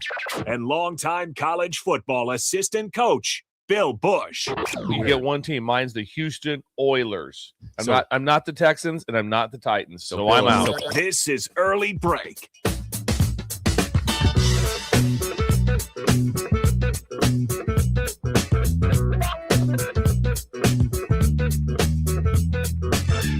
Welcome back to Hour 2 on a Thursday. Steve Sipple, Jake Sorensen, Bill Busch on Early Break. Hour 2 sponsored by our friends at Pinnacle Bank, who have a special mortgage promotion going on right now for the Breakers. Now through June 30th, when you apply for a mortgage loan or a home refi and close with Chris Lauer, Adam Lenzen, or Marlon Lyon at Pinnacle Bank, you will get a golf package at Tatanka Golf Club in Northeast Nebraska. It's a round of golf for 4 cart rentals and a one-night, 2-room hotel stay at Ohia Casino. Ohia. Or $250 towards your closing cost. Please call Chris, Adam, or Marlon at 402-436-2462. Mention the code BREAKERS for this Pinnacle Bank member, FDIC, equal housing lender. Cash saving. No one else is like the top of the line in officials. We have them on right now. We Jake, do. Can you lead us off here, Well, Jake? if you were watching the national championship, Natty, this but just a month ago, yesterday, April 6th, Okay. Is Michigan and UConn, you would have saw this gentleman we have on now. That is, of course, Kip Kissinger, a longtime exceptional college basketball referee. Kip, good morning. Welcome to our show. Thank you for joining us this morning. Good morning, guys. Great to see you all again, and thanks for having me this morning. What a voice. He has a radio voice. He could take does. our job. He could take our job tomorrow, and we'd have no idea. And I don't think we could do his job.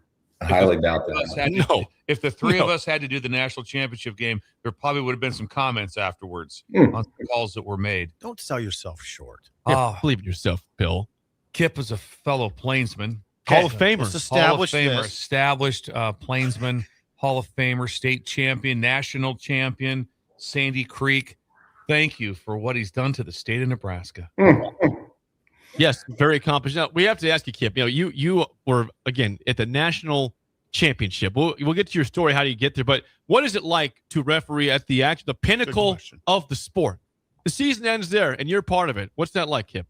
Yeah, no, it's quite an honor, no doubt. A little overwhelming, to be honest with you. I mean, I've been there. Had been there previous three times, but the first time stepping on the court for the final game, and it just had an extra level of excitement, an extra level of obviously magnitude, so to say, and so walking up on the court that night, having been my fourth one in the first championship, I definitely slowed down a little bit and took it all in. It was definitely more special than the other three because of the finality of it, and what it meant obviously to the players and teams and really all the referees that come through the ranks. That was always our goal, is to be able to work that game, be selected to work it, and to have that opportunity was very humbling. Kip, Bill Busch, 93.7 The Ticket. Tell us what is talked about right before, and you guys are out there, I know, for pregame and stuff, but what is one of the last discussions that the three of you have before you go on the court, before the game starts, of like, here's what we're doing, we got to focus on this? Like, what are some of the last things that are discussed as the group before you head out onto the court? Yeah, great question, Bill. Good to see you. I mean, I think despite what I just said about the actual game, what we try to do is to approach it just like every other game. Obviously, we understand the magnitude of it, but we're creatures of habit, referees, and so creating that habit throughout the year as we progress through the year and through our careers, we really just take that moment in time in the locker room before to go through our pregame of what we, player tendencies, coach tendencies, what are their strengths as a team, and therefore we can be ready for them. Obviously, when the ball goes up, as you know, in sports, things don't always go as you anticipate, right? So obviously having some contingency discussions about if this happens, this is how we need to respond. But really, the three of us that had been selected had worked so many games together over the years. Although unlike football, if you talk to Clete Blakeman, obviously they work a crew throughout the year, right? Same crew. In basketball, it's completely different. We're with different guys every night as independent contractors. So we have to get to understand and feel, even though that night was two different guys, I had been with them many times throughout the year and throughout the career. So we had a good feeling of going in, just a comfort level, which I think is incredibly important. Because we had that synergy of previous experiences, a lot of the stuff was just unspoken. But we did certainly take time to review player tendencies, coach tendencies, and how we wanted to hopefully see the first 4 or 5 minutes go of the game. Kip Kissinger joins us. He ref the national title game, Michigan's victory. Here's what we're wondering. When you say you came through the ranks, in a nutshell, how does one ascend to your position where you're now reffing national title games and the biggest games of the college basketball season? Why you? Why did you rise through the ranks? Well, I think it's a great question, Sip. I mean, a lot of luck. I'll be honest with you, a lot of luck. Obviously, you have to be good at what you do in anything, but you have to have a lot of luck, and they have to kind of crisscross some paths along the way. I've had tremendous mentors along the way, and I think in any industry you have to have that. So I had people like John Higgins and Joe DeRosa, Curtis Shaw, Gary Pence, Dick Morrissey, the late Steve Olson, many people, Jim Boomer Bain, that helped bring me along the way. And this wasn't something that I woke up last year and said, hey, I want to work the Final Four. It's been a 27 year process. And so to go all the way back to when I was playing at Wesleyan, and Gary Pence identified me during a summer team camp, and that's how it started. And then I was, the next progression of working high school, small college, small Division I, Division II, and progressing through that 20-year period prepared me for what opportunity I was given, right? And so when I was selected, it could have been one of any 50 guys, realistically, guys or girls, that were selected. I just happened to be the one that kind of is my turn, so to say. Kip, obviously after the national championship game, a very polarizing coach in Coach Hurley called you one of that team was that group of officials all-stars. So we had no issues with any of the officiating. What's it like dealing with the personalities on? because you see it animation on the sideline, and you see coaches that they're on the court the entire game. They're out on physically in the playing court, and they're talking nonstop. What is that like dealing with that just prior to the game, what you're getting mentally preparation, and what's it like in the heat of the moment? Well, the mental preparation goes back to that kind of what I spoke about before, Bill, and just creating good habits, right? And over the 20-year period, you create an ability to block out the noise. Guys like Dusty May and Dan Hurley, who are at the top of their careers, they've gotten there for a reason as well. And so you have to respect their process. Every guy's different. Every guy has a little bit more either animation or how they talk to you, or if they're on the floor a little bit more. So you have to be able to be flexible in dealing with each personality. These guys are making millions of dollars. There's a lot of pressure on it. They're the CEO of their organization, so to say. And so you have to take that all in and just be willing to be flexible in how you communicate. Also knowing that there's always a line that can't be crossed, right? Because there can't be a point in the game where they embarrass the game, they embarrass the crew, they embarrass our supervisor officials.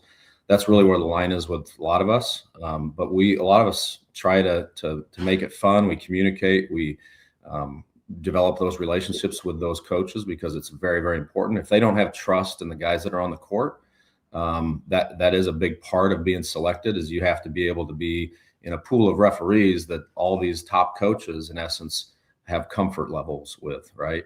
And so, back to your point, Bill, of talking before the game, we rely on our habits, our good habits, hopefully, to get us through those very high intense situations. And yeah, I mean, Danny was very animated throughout the tournament. There was a lot of notoriety that went around that, some of the things that he did, right? And so we understood that going in, but we didn't referee any different. I mean, we're going to referee the result of whatever they do. We don't go in with preconceived notions, so to say. Joe, like Kip Kissinger. Kip, we're going to talk to high-level refs very often, so I have to speak on behalf of the fan, the crowd.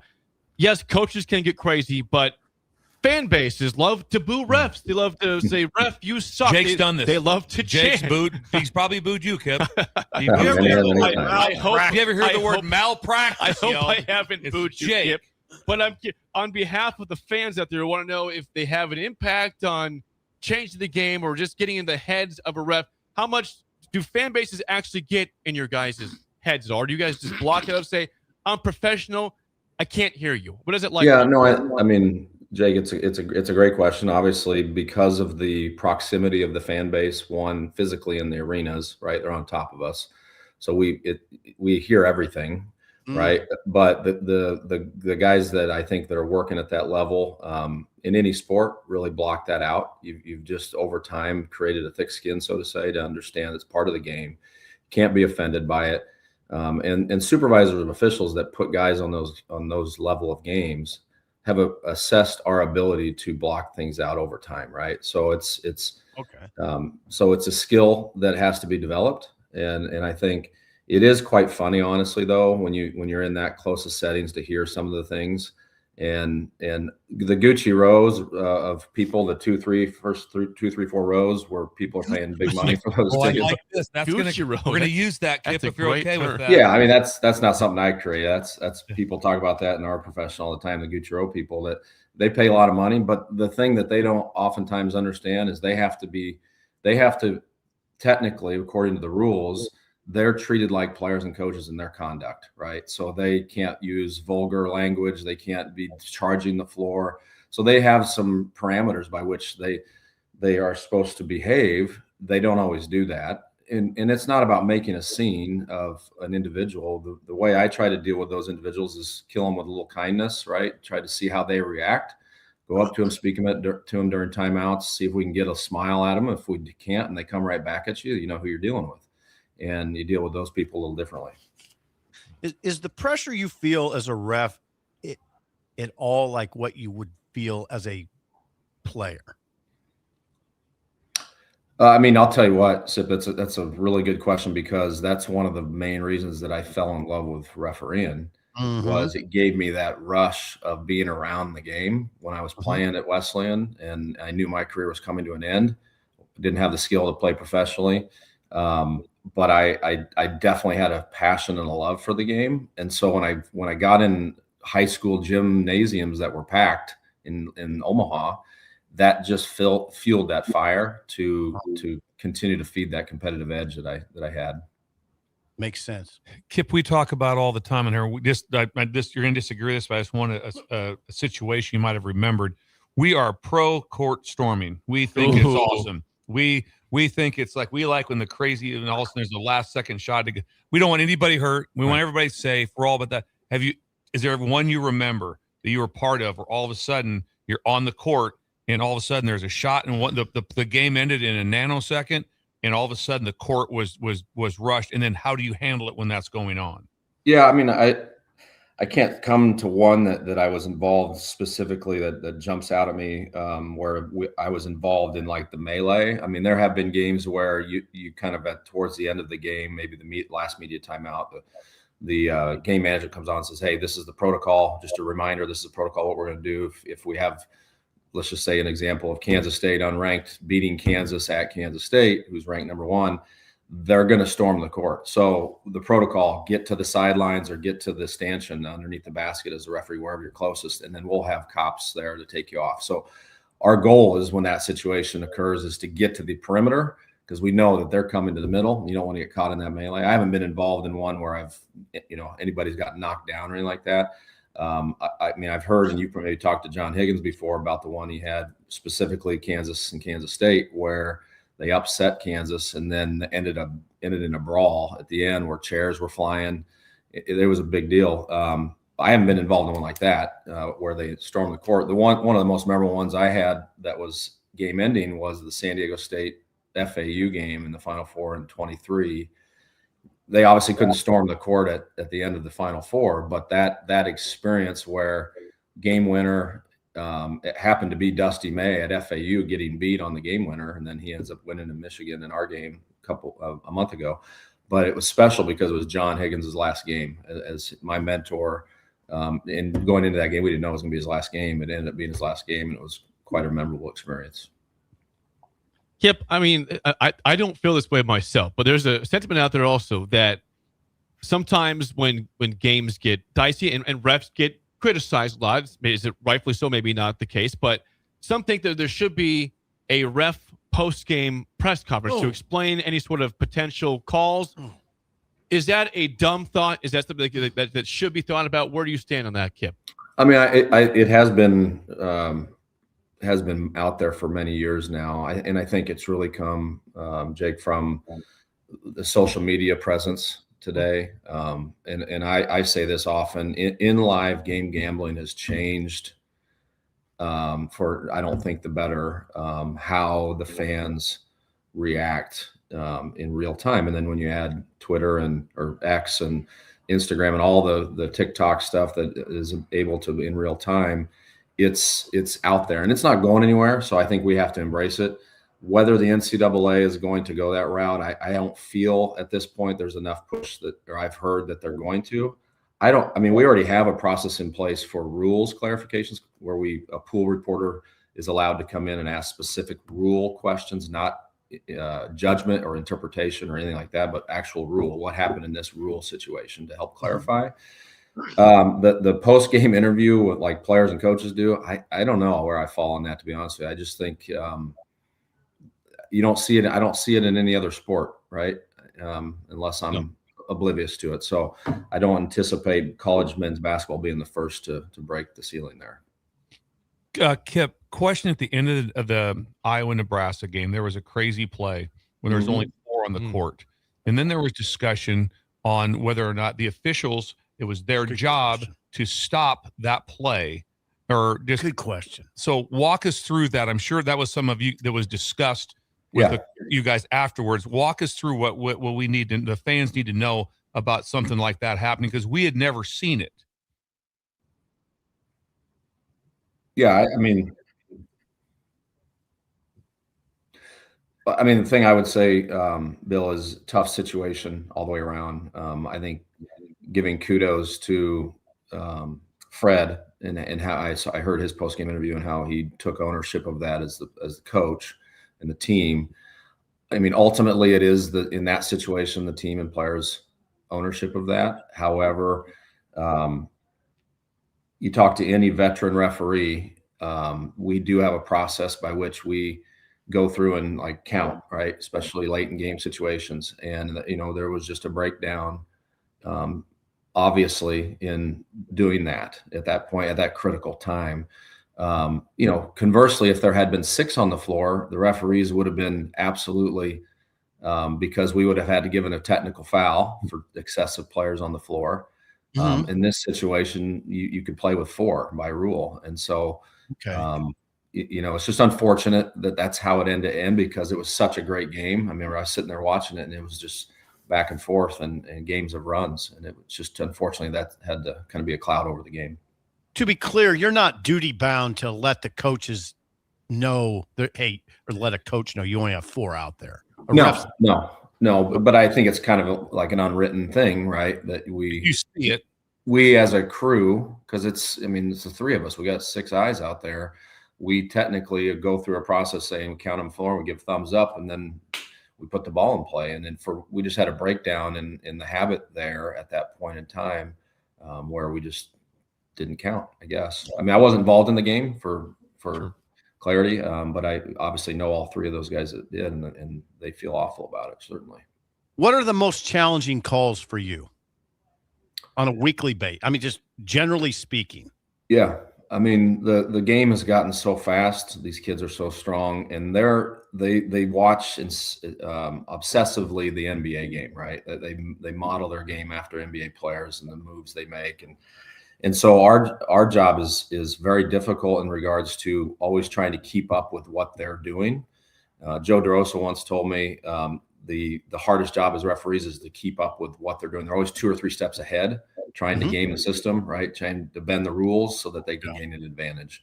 And so I think as time has gone on, we've gotten better at the Euro step, obviously. But when that first hit college, we were calling travelings inaccurately until we got used to seeing it, as an example. The block charge used to be one of the hardest plays, but now you rarely have the block charge play anymore at the hoop because of the restricted arc, right? The 4-foot restricted arc, combined with the rule change a couple years ago where you can hardly take a charge because you have to be there before the last foot hits the floor. So it's a lot harder to take a charge now, and therefore the coaches are coaching their team not to even try to take charges. They're like, Olay, take it to the hoop and score it, which I think is better for the game because the scoring has gone way up. Hardest play right now, I think, is the goaltending.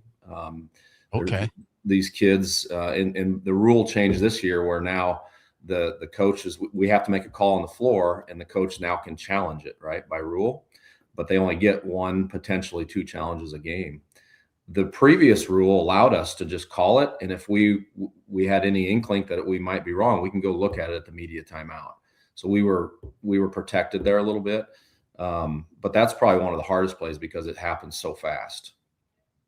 Kip, how far do you run during a game? When you're down the court, that game is so fast. All of a sudden, there's been a steal or whatever's going on, but just in general, how far do you run? I'm going to say, depending on pace of play and style play, it's somewhere between 2 and 3 miles, 3.5 miles. I did a pedometer years ago, and it was somewhere between 2.5 and 3 miles, I believe. At a high pace. Is there some sort of conditioning program you do before the season, Kip, or during the season? Because all you guys have to run a lot. Is there any sort of conditioning you guys do as refs? Oh yeah.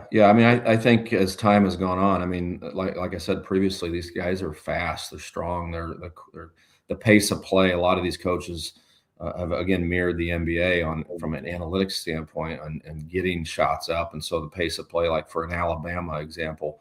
They may give up 100 points, but they're going to score 110. And so those types of games versus a slow down pace, those are the differences. So yeah, we're all former athletes. I wouldn't say we're at the top of the athletic chain at this point in our careers. A lot of us are 30, 40, 50 years old, but you have to take care of your body. And so that involves being disciplined with your rest. It's hard with the travel. It's a grind.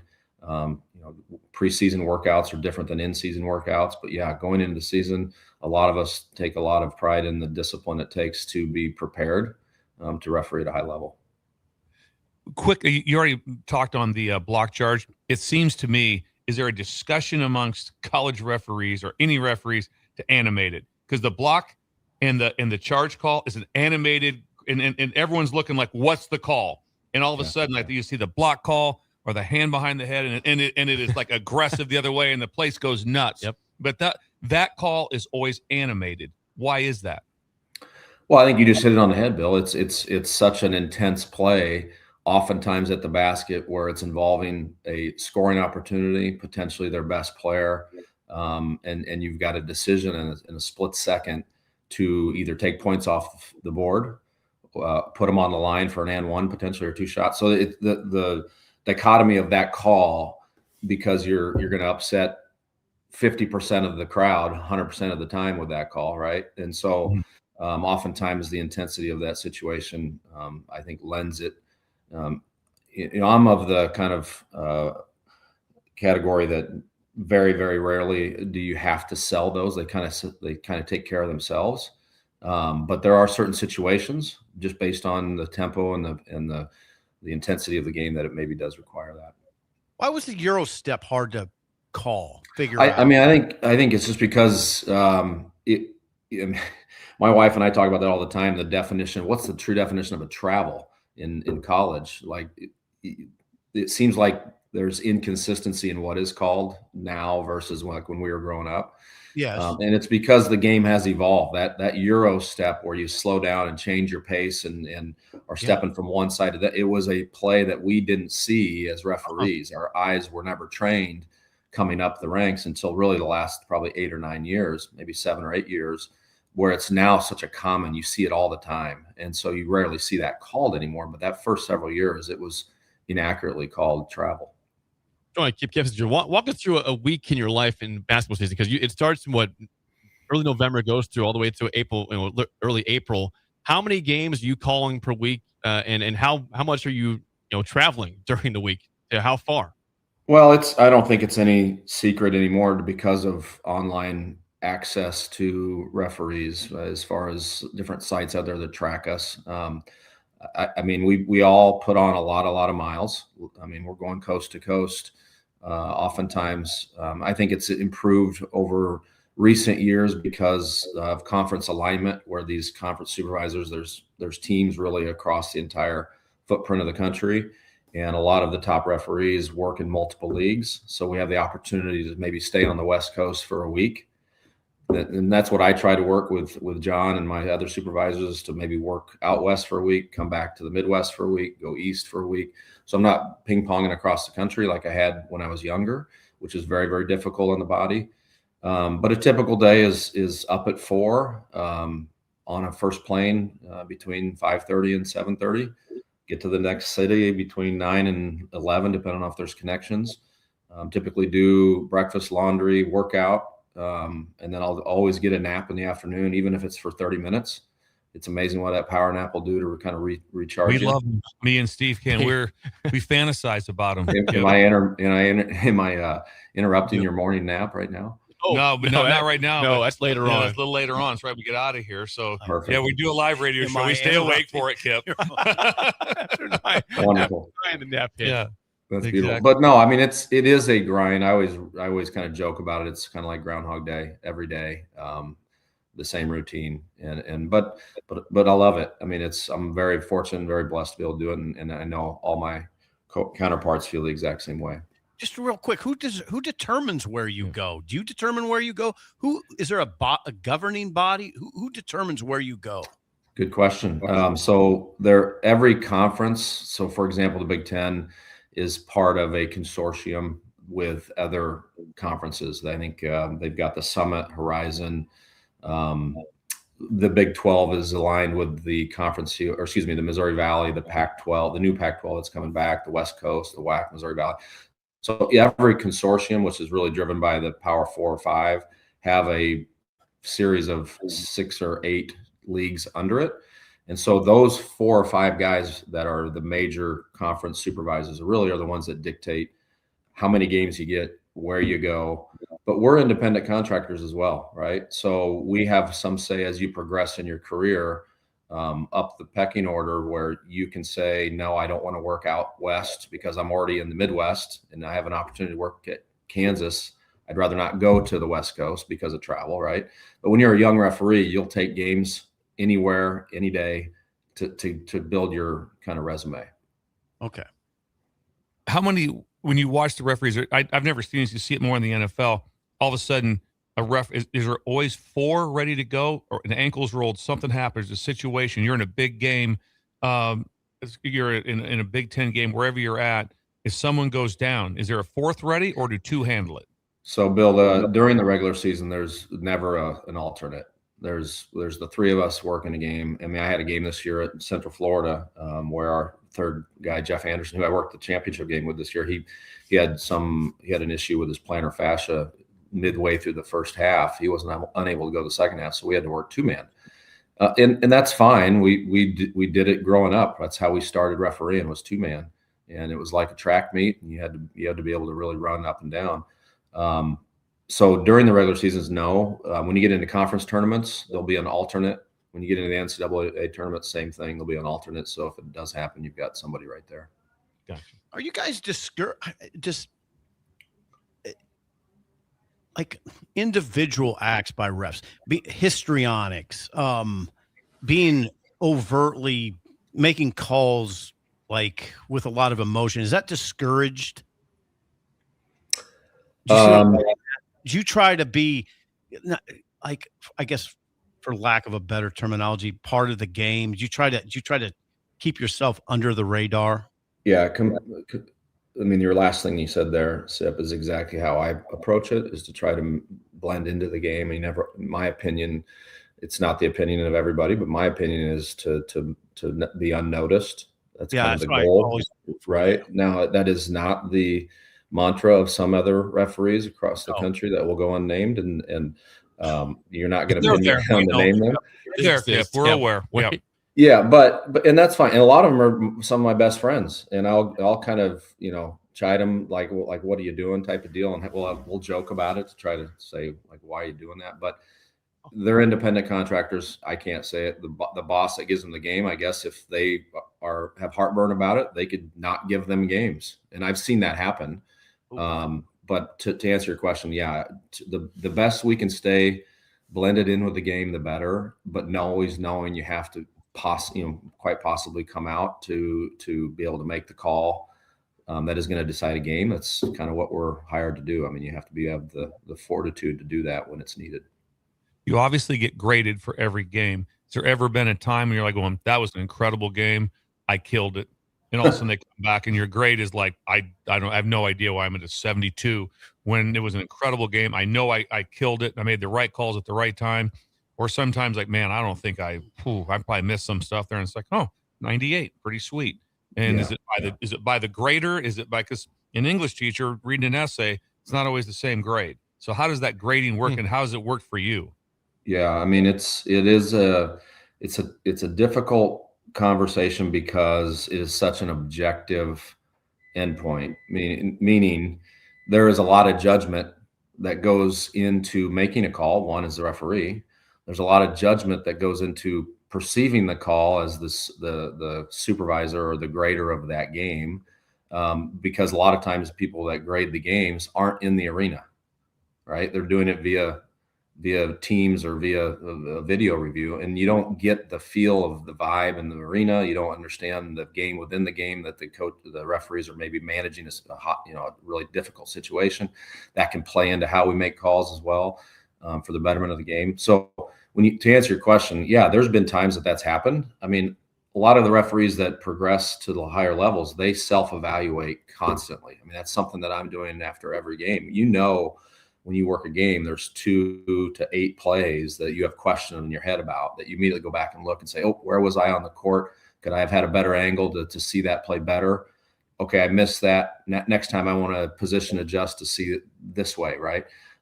You have to take it with a grain of salt, the supervisor process or the evaluation process, because to a certain degree, it is an ends to the mean of accountability for referees from the NCAA and the conferences. So I get that, but you can't put too much credence in it because of what I said before, is that maybe the evaluator of that game just sees it differently than you do, because there's so much judgment that goes into a game. But I think the really good referees self-evaluate constantly, are always trying to get better.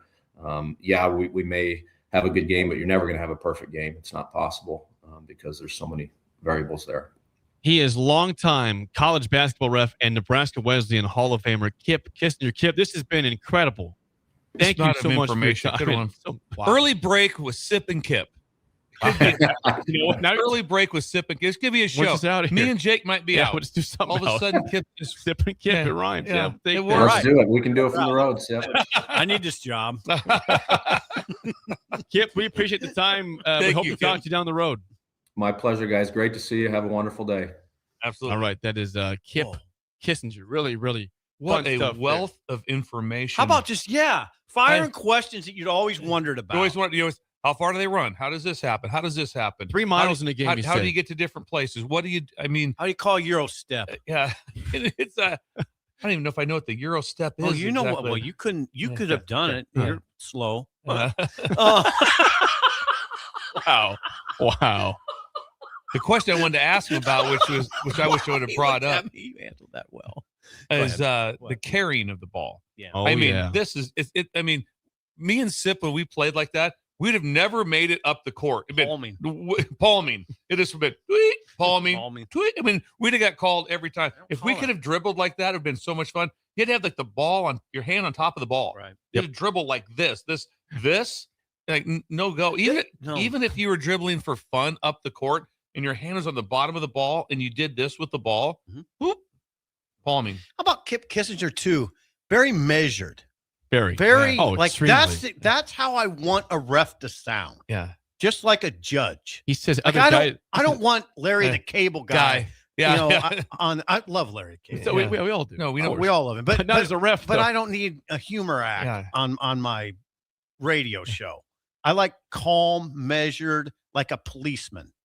Right. Oh, he really struggled with the 4 on the court because basically he had friends that were on the court. Yes. And they all know as referees that they should have seen it.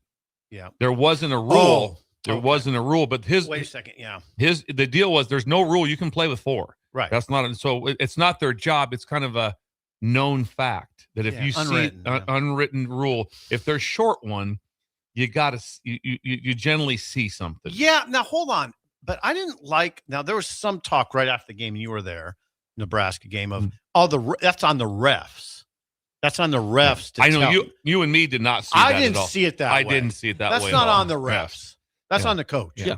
And I know they felt bad about seeing it, but in the end, it's not. He said it. No, that's just a miss by them as far as a unwritten rule type of a thing. Unwritten rule. It's not on the refs to identify that. I mean, and if also it's 6, it's a different conversation. And that also is directly from the head coach on down. There was no refs blew it. We no, had 4 out there. Fred never played that. No, he did not. Fred handled it perfect. But it was interesting to hear because we didn't have exact answers.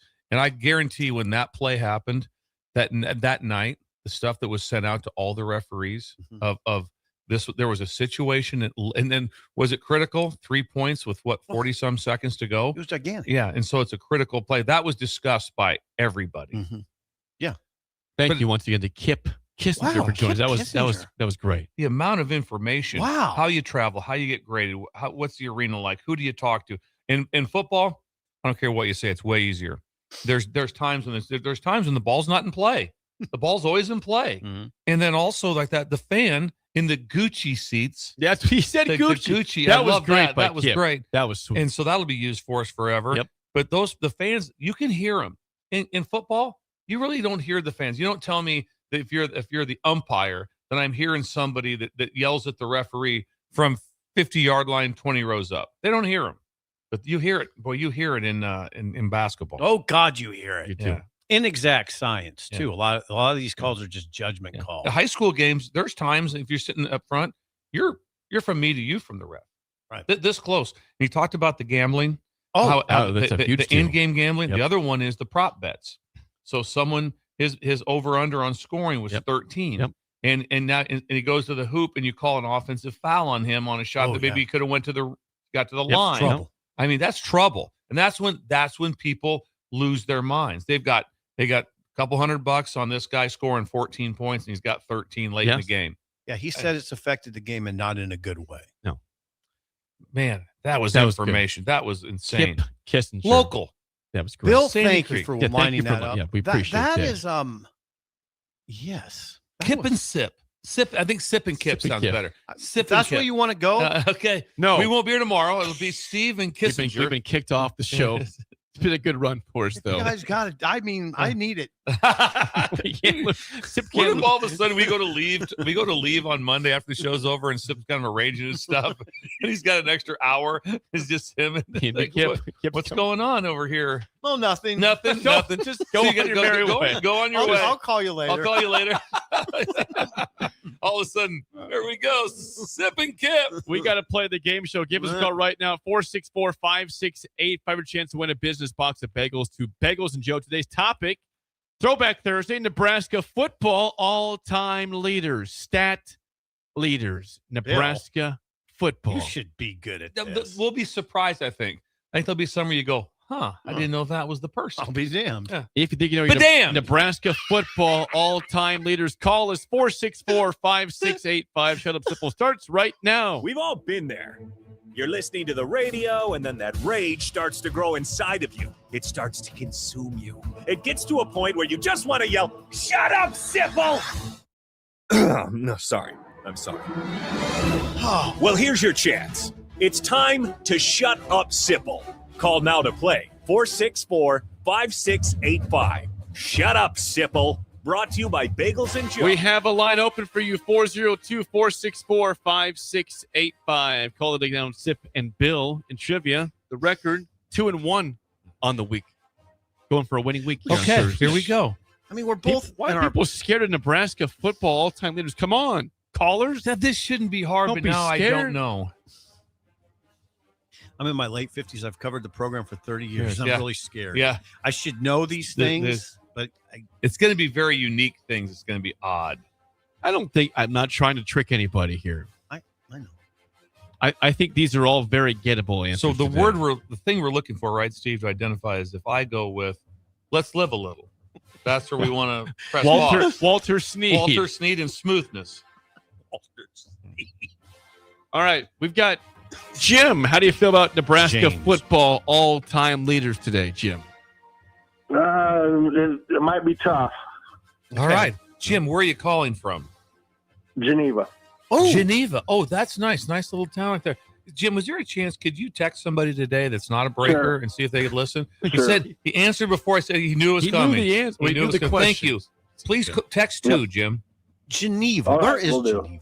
Geneva is, what, an hour away? Hour and a South half. of York. Yeah, South of York. South of I was gonna- hour. I was An gonna- hour. how far from Fairbury?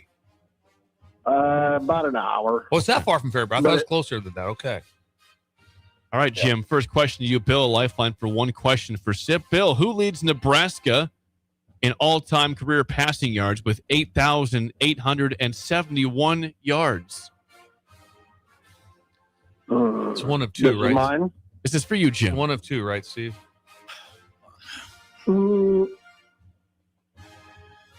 Let's go Zach Taylor. He's only here for 2 years, unfortunately. Zach. Not a bad guess. Great years, though. Do you guys want to steal this, or you want to let it pass? Well, The steal yesterday did not go well. pretty for you. sure that. See, Ferragamo transferred in. No way. And then No way, there's- Ferragamo. Then Hum, David Hum. Hey. So you're going to pass. We're going Let's to pass. pass. Yeah. It'd be Tommy Armstrong Jr., all-time leading passer at I thought of- Nebraska. I thought of that later. 8,871 yards for Tommy. Didn't know that. All right, I Sip. confess to not knowing that. First question, 0-0 tie. This is embarrassing. Who has the most passing You yards covered, in an Tommy. individual season for Nebraska with 3,568 yards? I know this one. Go ahead. That'd be Joe Gans. Joe Gans is correct, 2008 for that record. Great job. Joe by- Gans. For the tie, Jim, last question down 1-0. Who holds the record for most rushing yards in a game at Nebraska with 307 yards? Calvin Jones. Calvin Jones. No. Sip, this is for the win if you want it. Bill is in play if you'd We'll like. let Bill do this. Hope I don't miss it at that. Ray Halo. Roy Halou. Roy Halou Jr. is correct. Roy Halou. And Ray Halou. Jim, we'll get you a bagel and a coffee. Thanks for calling in and calling down the road, All right, Jim. thanks. I'm not sure why I said that wrong. Jim. It came out wrong. I know who Roy is. Got it, though. Roy, you know. Yeah. Ray Halou. I wasn't here for that. Yeah. Ray I was here when we recruited him. Ray, I know. He was that game was amazing. It was. Right. It couldn't, Missouri was good. It was not a bad Missouri It was team. Gabbert. That was a ranked Missouri team, if I recall. Like, they were not bad. Pinko Gabbert. They were good. You want the record for most sacks in a single game at Nebraska with 5. Who single game? Single game sack leader with 5. God, who got 5? Was it an inside guy or outside guy? I'll give you this name gets brought up on the show from time to time. Jared Crick. Is it Jared Crick? Yes, it is Jared So I Crick. thought that's how this the inside guy. We did good. Who was that against? That was against Baylor in 2009 because they couldn't. They tried to put on Sue, and Sue was like, "Okay, well, Jared Crick's really good.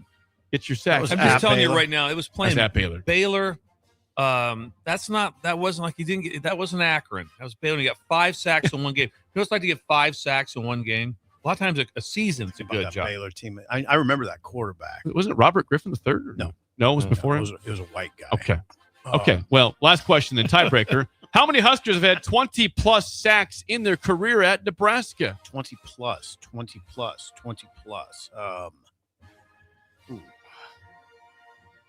Who's putting the number out here? Write a number down. You've already won the game. It's for fun.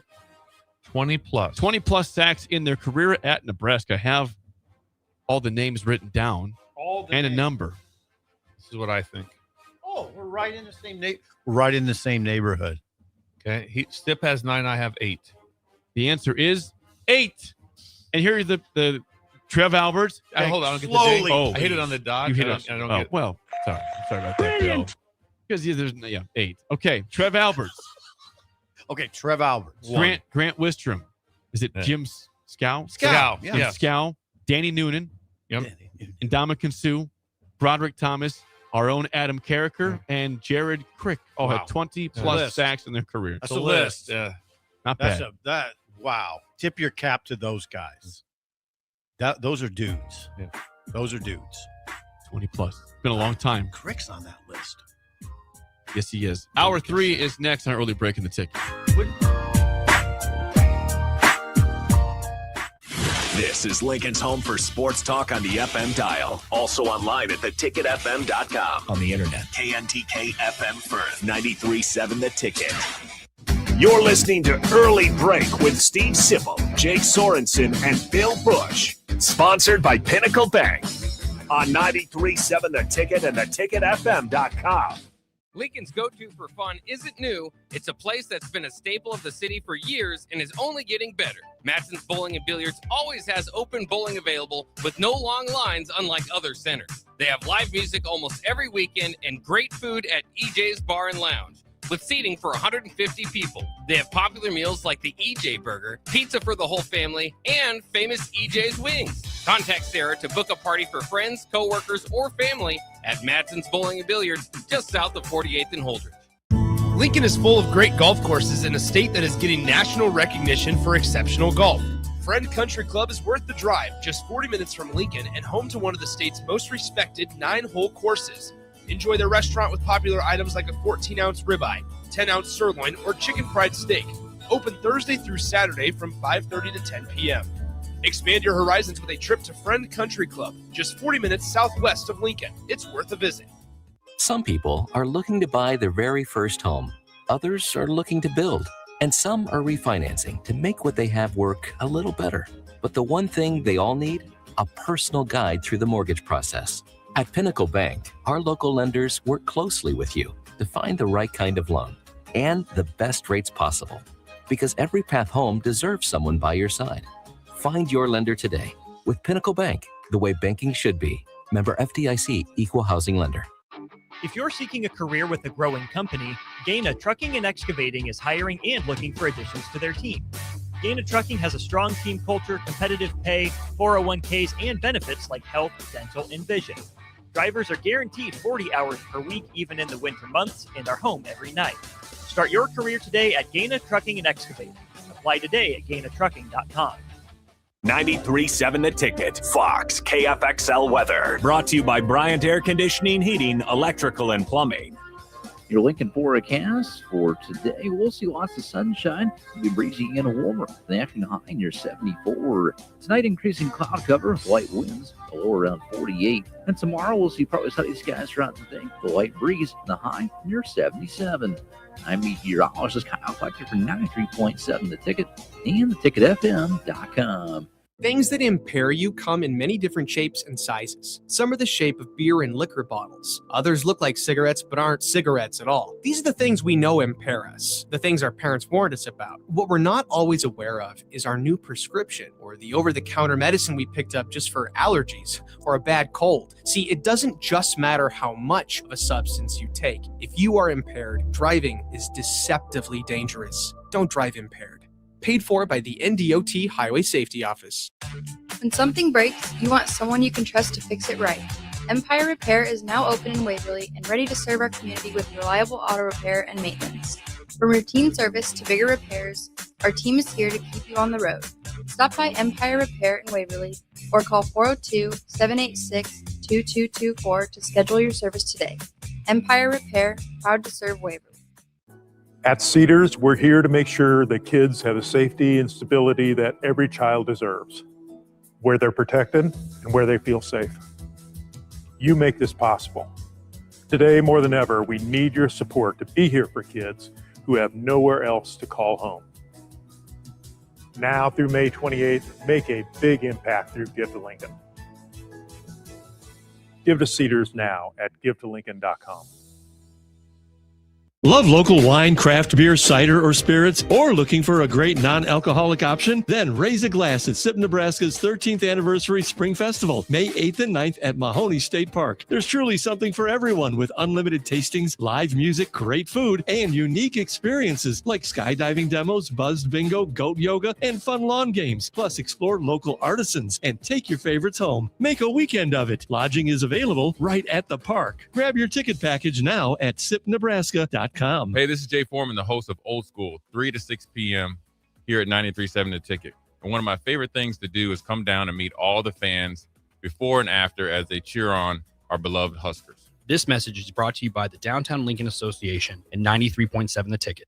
Do you ever feel okay in your current job and profession, but wonder if there's a better company that can offer more? Vision Mechanical is now hiring for journeyman plumbers and HVAC service technicians. Vision Mechanical offers top-of-the-industry wages, 100% paid health, disability, and life insurance, 401k with employee match, and paid holidays and vacation. Vision Mechanical believes in craftsmanship, teamwork, and building a better future one project at a time. Apply today or learn more at visionmechanical.net or email Ron at vmech.net. This is Jordy Ball for Anderson Ford. For years, Anderson has relied on an exceptional customer experience. But just this once, they're going to rely on a really great pitch. Right now, lease a 2026 Ford F-150 for $197 per month for 36 months. Experience better at Anderson Ford. Stock number 1008753, $199 per month, lease for 36 months with approved credit, 7,500 miles per year, $10,250 due at signing, no security deposit required, tax, title, and license fees extra, residency restrictions apply. Program subject to change. Must take new retail delivery from Anderson Auto Group by 4/30/26. I'm Dr. Jeremy Hosine, candidate for the University of Nebraska Board of Regents. Husker athletics has never been stronger. Let's champion the same mindset across our entire university, academics, research, and opportunity. As a neurosurgeon, former regent, and proud Husker, I'm running to stand up for NU's future because this matters to my family and yours. NU needs us, and we need NU. On May 12th, vote Dr. Jeremy Hosine for regent, for our students, for our future. Looking for something fun tonight? Axe throwing, local beer, and great vibes are waiting at Arbor Axe House. From casual nights out to celebrations and team events, it all starts here. Reserve a lane today at arbораxe.com. Arbor Axe House at the corner of N Street and Antelope Valley.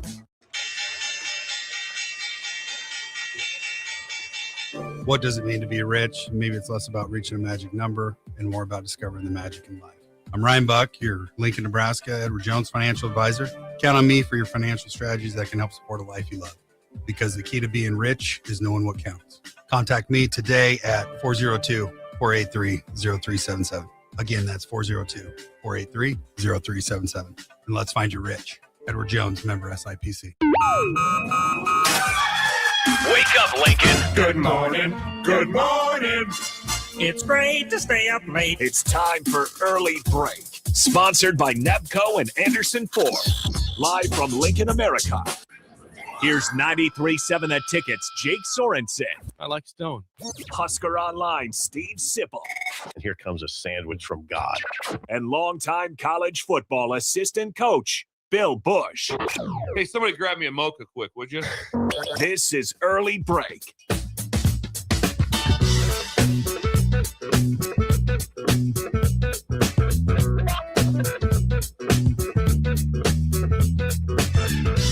Welcome back to Hour 3 on a Thursday. Steve Sipple, Jake Sorensen, Bill Busch on Early Break. Third hour sponsored by our friends at Nebco. Now hiring at Ready Mix Concrete. Apply today at nebcoinc.com. Also, shout out to Anderson Ford at 27th and I-80 and 33rd in Yankee Hill. What a day to test drive. 72 degrees, sunny, no wind. Sunny. Either Roll the windows down. You're either golfing or you're test driving today. One of the two. One of the two. Or working. Or working. You ride the hog today, possibly? Or trying to make This seems like you got hog that weather. fob that works. Everything's sensitive subject. Yeah, well, Greg took the engine off the frame, and it was just the fob that didn't start it. All right, now we're stopping. No, we're not. No, we're not. Never going to stop. Any response at all? Yeah, I'd like to read some response from the interview. Got a lot of with Kip response. People Kissinger. were listening to that. Who was Kip Kissinger? Yeah, he was a long time college basketball ref, also a Nebraska Wesleyan Hall of Famer. 2010 inductee, played his last year in 1998 at Nebraska Wesleyan. Tight elbow. Didn't mention in his shooting in the state championship game, he went 6 for 6 from behind the arc. Jeez. 6 for 6. Imagine you that. identified him well. Tight elbow. Yeah. He did. Yeah. God dang. Got some response here from the breakers. Yeah, what are I want we to read hearing? here? Let's see, from YouTube first, we have great interview and guest, fellas. That's from Doug in Idaho. Thank you, Doug. Idaho. C.L. Porter, great interview. Thank you. Well, I just want to CL. hear a lot of praise for yes, that. yes, we want the praise. Yes. They're saying great. Someone says great job with Kip. Thank you, Coach, for setting it up. That was great. Thank you, That's from Coach. Papa Riggs, by the way. Papa Riggs. Who's that? I don't know who Papa Riggs Yeah, is. that's new. All right. I like that. That is new. We have someone that is assuming who Kip was referring to with the referee that maybe has antics. Kelly Pfeiffer. Didn't say him out loud, but listen, Kelly Pfeiffer is not a popular ref in Nebraska or across the Big Ten. What is it about him? They think he makes the game about him. Now, I would never ask Kip about an individual person, but he probably would say that some refs would like to be more involved in the game than they probably are. Those They are the probably refs should. I'm particularly wary of. Oh, yes, very wary of. And I love the fact though that they give him the business. He said that. He goes, now if we see it and like we're hanging out or like, what was that? Or they'll imagine there's a text fired out. They're probably watching a game. Imagine if you're a referee, you're watching the game, and you're probably watching the referees a lot instead of watching the I bet game. you are, yeah. I never watch a referee. I don't either. Ever. I'm watching the game. You If a don't. call gets made, I'm like, okay, whatever. I bet you watch. I bet he watches the referees when he's watching other games. Yes, Jake is surely aware of this phenomenon. You maybe not, but I've only become aware of it in recent years. Beat writers really pay attention to refs and know them. I know who's reffing the game and make sure they put it out and they know the nuances. I don't pay attention to it. So, give you an example. It would be on I don't pay attention. game day LSU. Derek Panansky would come in. We'd be there with us. It'd be a full staff meeting, and he would go over at that time the officials. Is that right? For the game? When have we had them last? What do they call? They've got this guy. This guy calls this group right here has this season so far. They've called 19 DPIs or whatever. You know everything about them. You know what their name are, where they're from, when you've had them. So right away, it's like, okay, what happened here? What happened here? So it's like you know information. Does it do a lot? No, but also you'd like to know right away. If I'm a head coach, hey, FYI, this crew, whoever these, if you took the percentage of these three guys together, they've called during the season 12 technical fouls on a bench. If I'm a head coach, I want to know that. Did that happen everywhere? You've been a lot of places. Was that happening at other stops? It did, but not. But I think what it was, information was just more. I don't remember. I really don't remember it at Wisconsin. That's details. I just don't remember it that details. much of, and maybe because you couldn't get the information that easy. Now you get it. You can just and they send it out to you. Like the SEC, the league, you have all the information. I don't know back in the early 90s, if they were releasing all that information that this guy has called, eight holds on centers or whatever, all that stuff. But that could be something that comes up. Yes. Wow. Yeah. The rabbit hole you could go down with questions to a referee. Oh, I mean, there's a lot. Well, there is a lot. And also I didn't get a chance to ask him some fun questions because he didn't hardly hit on it. Just remember, he came up through high school ball, NAIA, Division II. So he went, that's how you get to it. Yeah. But also I'd like to know what it was like. Because I know Swigert tells me that they started refereeing with, because they were high school teammates, him and Cleet Blakeman, they started doing NIAC games, which would be Midland Hastings or something. And they would get paid cash, and then they would spend all the cash on the way home in some bar playing pickle cards. So it wasn't really. Lauren was a ref? Yeah, Lauren. No. Of course you're he was. talking of Lauren like Swigert was a ref. Know that he was a ref. Lauren Swigert was a ref with Cleet Blakeman. Wait, for I had how no long? idea. Oh, several years. They did high school, and then they moved into college. Swigert was a referee. He has a ref presence to Yeah, him. and he would be very calming. Lauren? Yeah. Was a collegiate referee? Yes. Absolutely. Now you understand we did not know. No, I did not. When did he stop reffing? I think kind of when Cleet moved up to other levels, and all of a sudden Cleet was traveling.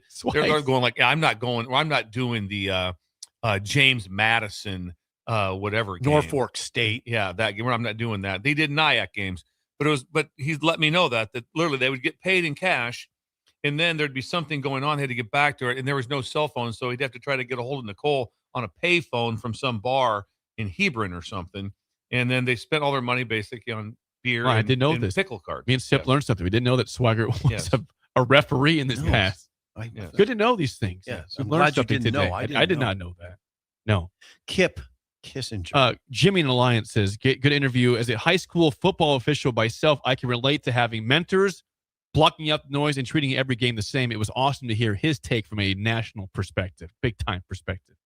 Jimmy in Alliance. Yeah. And then I don't think basketball is quite as intense with as football as far as knowing the rules. There's some stuff that comes up all of a sudden, go, hang on now. What is the rule on that? What is the rule? Basketball's not a lot. It's kind of like went off of this guy or went off of whatever. There's travel. How many times the only time I've really that's even come up that I can recall was the 4 on the court, where I was like, okay, what exactly is the rule? Know what exactly the rule is. Other than that, you don't leave a game going. In football, a lot of times it's like, do you know the rules? Okay, that's a spot foul. That's this. That's a loss of down. There's a lot of things that go on. Oh God, yes. Where you just like, hold on, now what is that? Yeah, operational details. And you'll see sometimes like for that you have to know as a coach. Like I've seen it happen before. Where also there's been a penalty or something and the ball's spotted, and you have to know as a team that they're in the game situation, end of half, and they're winding the clock. And you'll see the quarterback standing there. He thought it was a debt because of the penalty, but no, they wind it. And all of a sudden, and the fans are going, what are we doing? Snap the ball. Yep. And they didn't have awareness to it with those things. That doesn't come up as much. No, not in basketball. No, it doesn't. It doesn't. No. I'd rather be a basketball official because of that. Thank you again to Kip Kissinger for joining the show. Kip Kissinger. Kip Kissinger today will Lance Leipold tomorrow. Yes, 7:15 with Lance Leipold tomorrow. I saw this from Scott Document of The Athletic yesterday. I like The Athletic. The title is this: which Big Ten teams can win it all in the next 5 years? Here's what fans think. So he said in a reader survey conducted by The Athletic, we asked Big Ten followers to answer this question about every league member on a scale of 1 to 5, 1 being impossible, 5 being very likely.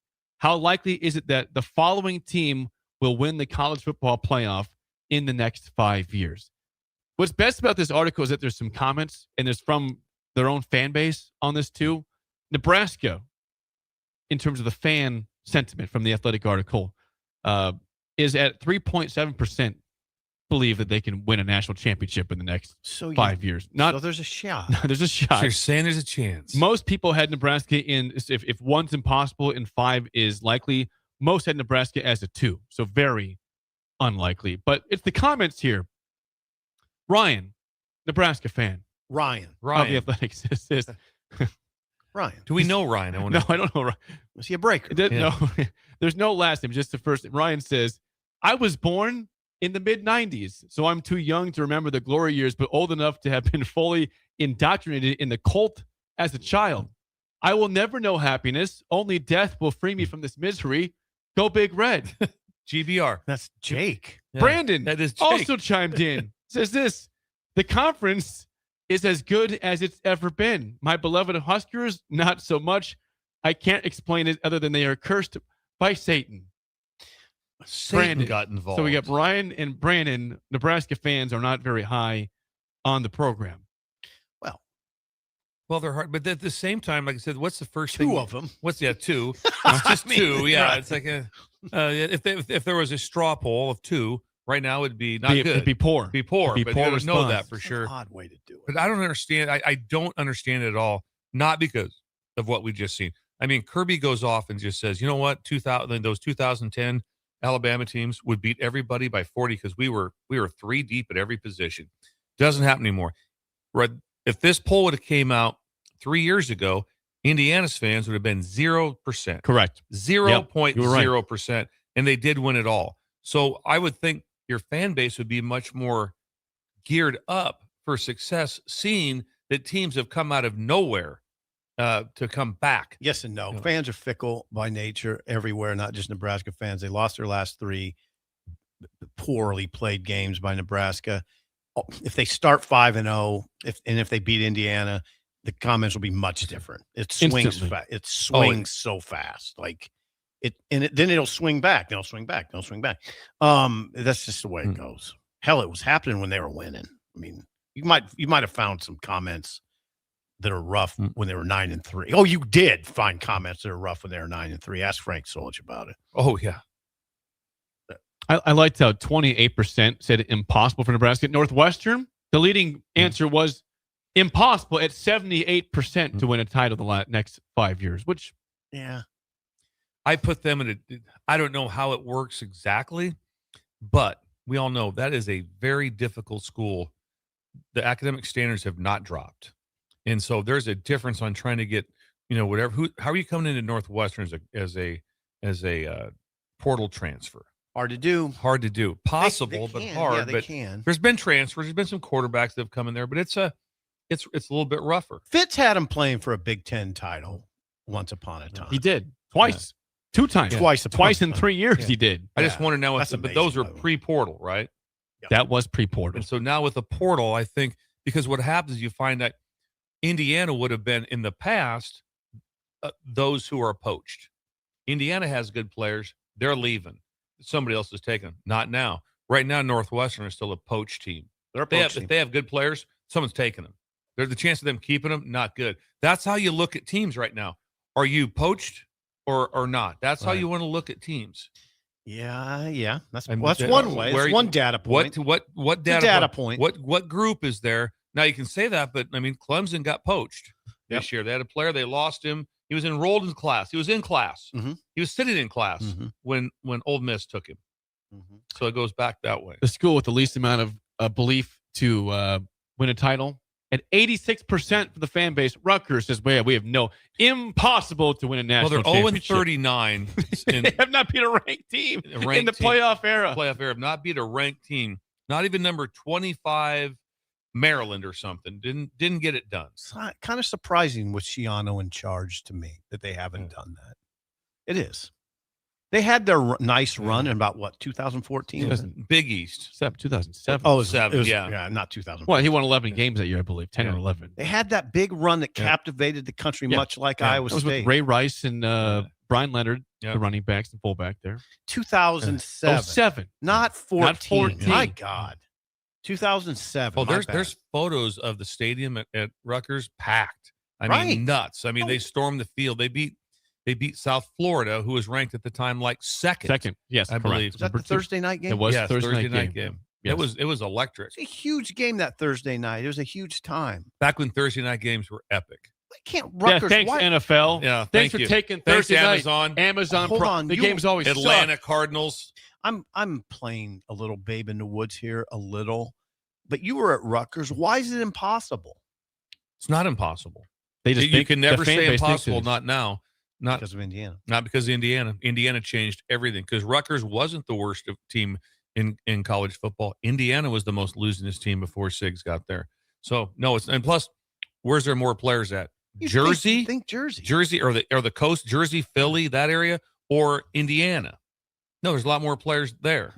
So why is Rutgers just perennially bad?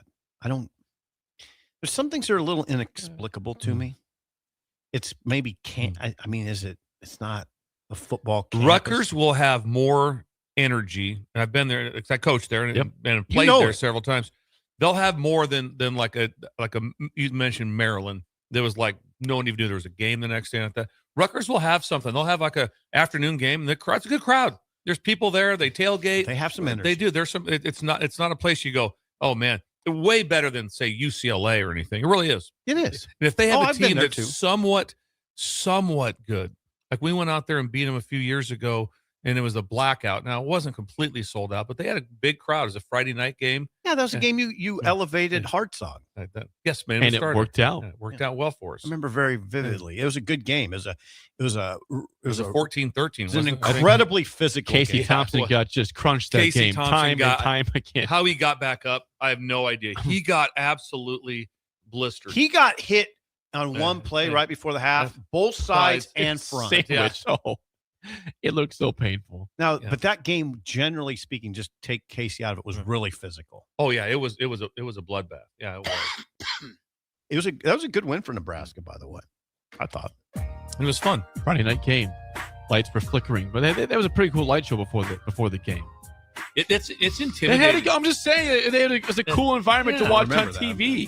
Yeah, I wasn't there. I just watched on TV. Bill was probably oblivious, but it seemed like a nightclub in there. The music, yeah, was the light show. It's what I was talking about. It kind of about. freaks you out a little bit as a coach. It kind of freaks you out a little bit. We'll be back in early Sorry, break. Jake. You're listening to Early Break with Steve Sipple, Jake Sorensen, and Bill Busch. Sponsored by Nepco and Anderson Ford on 93.7 The Ticket and theticketfm.com. Constructors is now hiring for all positions with pay starting at 23 and up based on experience. Constructors has immediate job openings for mechanics, bridge builders, operators, and drivers. Start your new career today. Constructors offer great pay, health, dental, and vision, paid time off, paid holidays, and so much more. Join the crew today and be a part of Nebraska's oldest paving company dating back to 1908. For a complete list of openings and to apply online, visit constructorslincoln.com. Are you looking for something different for lunch or dinner in Lincoln? Big 8 is now open at 1226 P Street, serving seafood boils and Asian cuisine. Get your hands messy with fresh, flavorful seafood boils, hot, bold, and made to share. Or enjoy classic Chinese and Asian dishes, perfect for lunch, dinner, or a night out with friends and family. Big flavors, generous portions, and a brand new dining experience. Big 8, now open in Lincoln. At Schwiezo Construction, safety isn't just a policy, it's a promise. Build with us. Work safe, go home proud. We're hiring skilled craftsmen, laborers, concrete workers, and steel erectors who value quality work and a team that has your back, on and off the job site. If you're ready to be part of a company where your safety and success come first, visit schwiezo.com. That's SCHWISOW.com and apply today. Schwiezo Construction, 40 years strong and still building the future. Tomorrow is about the lessons we learn today. A farmer's market teaches us that community is grown together. Kids laughing shows us how joy is easy. And coffee on the porch reminds us to savor every moment. These are the lessons that shape a tomorrow we all share. One filled with trust, good company, and wide open dreams. That's the way banking should be. And that's Pinnacle Bank. Member FDIC. Mother's Day is on Sunday, May 10th. Do you know what you're getting your mom this year? Stop procrastinating and get her the one thing she wants, a massage. The Body Shop in Lincoln offers all sorts of massages. All you have to do to win this Mother's Day is get Mom a gift card from The Body Shop. Swedish massages, deep tissue massages, hand and foot massages, and so much more. Buy your mom a gift card today at thebodyshoplincoln.com or stop by their office at 56 The No. If you're looking for a workplace that feels like home, Midwest Bank might just be the place. We're hiring a personal banker in Lincoln who enjoys helping others and being a part of a close-knit team. With great perks and a community-focused mission, you'll feel right at home here. Porque aquí todos son bienvenidos. Apply today at Midwest Bank. Midwest Bank is an equal opportunity employer. Member FDIC. Graham Tire presents life's greatest adventures. Okay, take the worm, put it on the hook. Now bring your pole back and throw it forward. And just let the fish come to you. I got a bite! It's a big one, Dad! Great road trips start with great service. Graham Tire, your tire store next door, with 5 convenient Lincoln locations, getting you to the places that matter most. Hey there, this is Paul Scheel, owner of High Electric. I want to thank our friends and loyal customers and introduce High Electric to those looking for a new electrician. We've been serving the Lincoln and Omaha area for over 30 years, from design to install, upgrades, and repair. If you are a homeowner or a small business needing some electrical work, call us at 402-466-6606 or check us out at hyelectric.com. We look forward to hearing from you. Bauer Underground has been serving local contractors and utility contractors all across the state since 1997. When you see the black and white trucks, you know that the best workers in the business have arrived. Bauer is currently looking for equipment operators, laborers, diesel mechanics, and aerial linemen. Join the brotherhood built on hard work, authentic people, and a pedigree of success. They're offering top-notch benefits, a matching 401k, and a $600 per year clothing allowance. Bauer Underground, a family-friendly company with plenty of room for advancement. A single mom of 3 was facing eviction, struggling with a recent separation, health issues, and no job or childcare. She feared losing everything, especially her children. But then she found support in her community made possible by Nebraska Children and Families Foundation. She was connected to support. By the end, her bills were paid, she loved her new job, and hope replaced fear. This is what the Nebraska Children and Families Foundation does. They lift up young people and families so they can find stability, build brighter futures, and power a stronger workforce. Ready to help make more stories like this come true? Support the Nebraska Children and Families Foundation on Gift to Lincoln Day. MWR, a local company of Lincoln, is proud to announce they are able to offer their own post-frame building packages in metal to anyone desiring a building, whether you're a contractor or a DIYer. They can install your building as always, and they offer multiple different rib profiles and loads of color options, including the wood grain metal at great competitive prices. You can inquire at mwrbuildingandfence.com or just draw your desired building and submit it in their contact us page, and they'll get back to you. Call MWR today at 402-540-8966.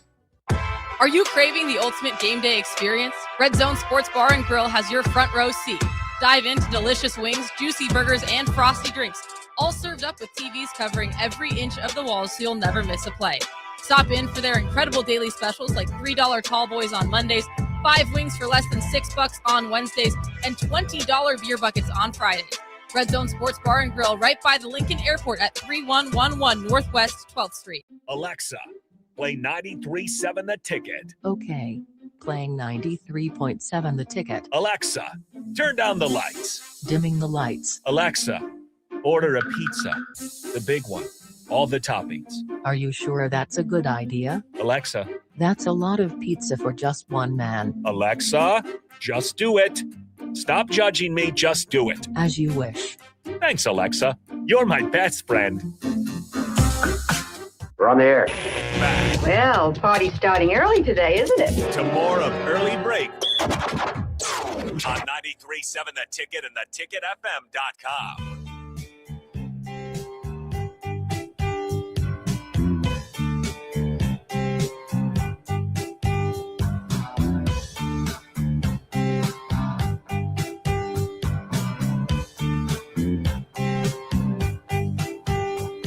Are you looking for a new way to put your skills to work? I am. Explore new options in the fintech industry. Finance. At Currency, a Sandhills global company, they have full-time spots in financial sales, compliance, operations, and other fields. Also, a 4.5-day work week, attractive benefits package, and opportunities for advancement. Visit gocurrency.com/careers to learn more today.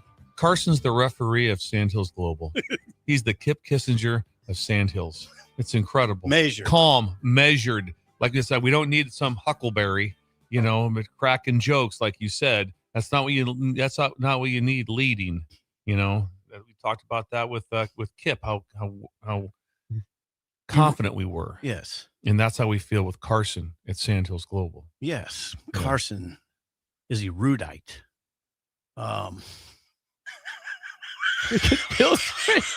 What?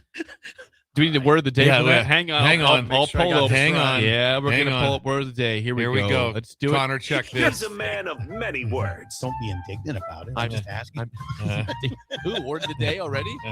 Indignant. Well, maybe too many words. I don't like to portray myself as an expert. And, well, questionable pronunciation at times. Graham Mertz. There's plenty of players like Thor Thormundsson. Thorbjarners. Yeah, that guy. It's time for Steve Sipple's word of the day on Early Break. What's the word? Is it rudite, you said? Yeah, what was that? You have Is this for Carson Shots a rudite? Or it's not a rudite? Yeah, what is it? We don't even know what. I haven't even heard the word. Is it a real word? Is it a real word? Erudite, yeah. It's. I think it works. Erudite, it's ERUDITE. Having or showing knowledge that is gained by studying, possessing or displaying erudition. There was a erudite but humble professor next door and upstairs in the telling of a life lived through books, and in her own sometimes floridly erudite sentences, the deep magic of writing is revealed. Erudite. Okay. He's very... I've not used that word. Are you sure it's not erudite? Someone's saying it's erudite? It might be. Might be. I've always said erudite. Yeah. He's not. It's the wrong pronunciation of the word of the day. That's the best part. Word of the day, which we don't know how to say. Mispronounced. Synonyms are like scholarly. Erudite. Erudite. Not erudite. Erudite. You're an erudite. It's not even a word. Erudite. Erudite. Erudite. I've never heard. Now you have. Now we have. Thank you. Erudite. Thank you. We're like a small little English class in here. We try. My sister would be very proud. Tamara. English. She's English oriented. Yes, very, very much English speech and or drama. Me and Tamara would get along. You guys would have deep conversations. Yes. Very writing conversations. Yes, she's busy because her 2006 state champion speech and drama team from Plainview is going into the Plainview Hall of Fame. No way. Yeah, so my sister's already in the Hall of Fame as a one time or now twice. They've won it twice, but she's in herself for that. And speech and drama. The whole team is going in, so the whole team will be there in Plainview. It'll be a raucous crowd. So there's a lot going on in Tamara's life this weekend. Well, that's not this weekend, but it's coming up in June. Which it's somewhat concerning. It's alumni weekend, but it's also Clown Days. That's what Plainview goes with. Plainview has that's their celebration. It's Clown Days, and they have a clown museum, and they have a clown museum. Did you know this? No. Yes, they have a clown museum. We were learning a lot today. Swigert was a ref. We know got Clown Days in Plainview. We did not know any of this. No, second. There's a museum. They have a museum of clowns, and clowns usually freak people out. It's taken some heat for Clown Days, but then you really can't go away from it. It's been forever. There's a clown museum in Pender? No, Plainview. Plainview. How close do you think Pender would be clowns? Come on. How close to Pender? They're an hour and 15 apart. Just looked this up. You give us some ring. It's called a Clown with a K. Clown Doll Museum is in Plainview. The Clown and Dolls. The outside of it looks... So we had a former producer, Adam Furley, our first producer, was terrified of clowns. We should send him to this place and see if he could live through that. He couldn't handle No, this is some scary stuff. Adam wouldn't handle that well at all. Clown doll museum. It's a free museum with 8,000 clown dolls at it in Plainview. There you go. Housed in a former gas station and pizza parlor, known for its unique and sometimes creepy atmosphere. There you go. Clown Days. Okay, Bill. Wow. I've never been to Plainview. That's learning, though. I didn't know that. That's good to know. Yes.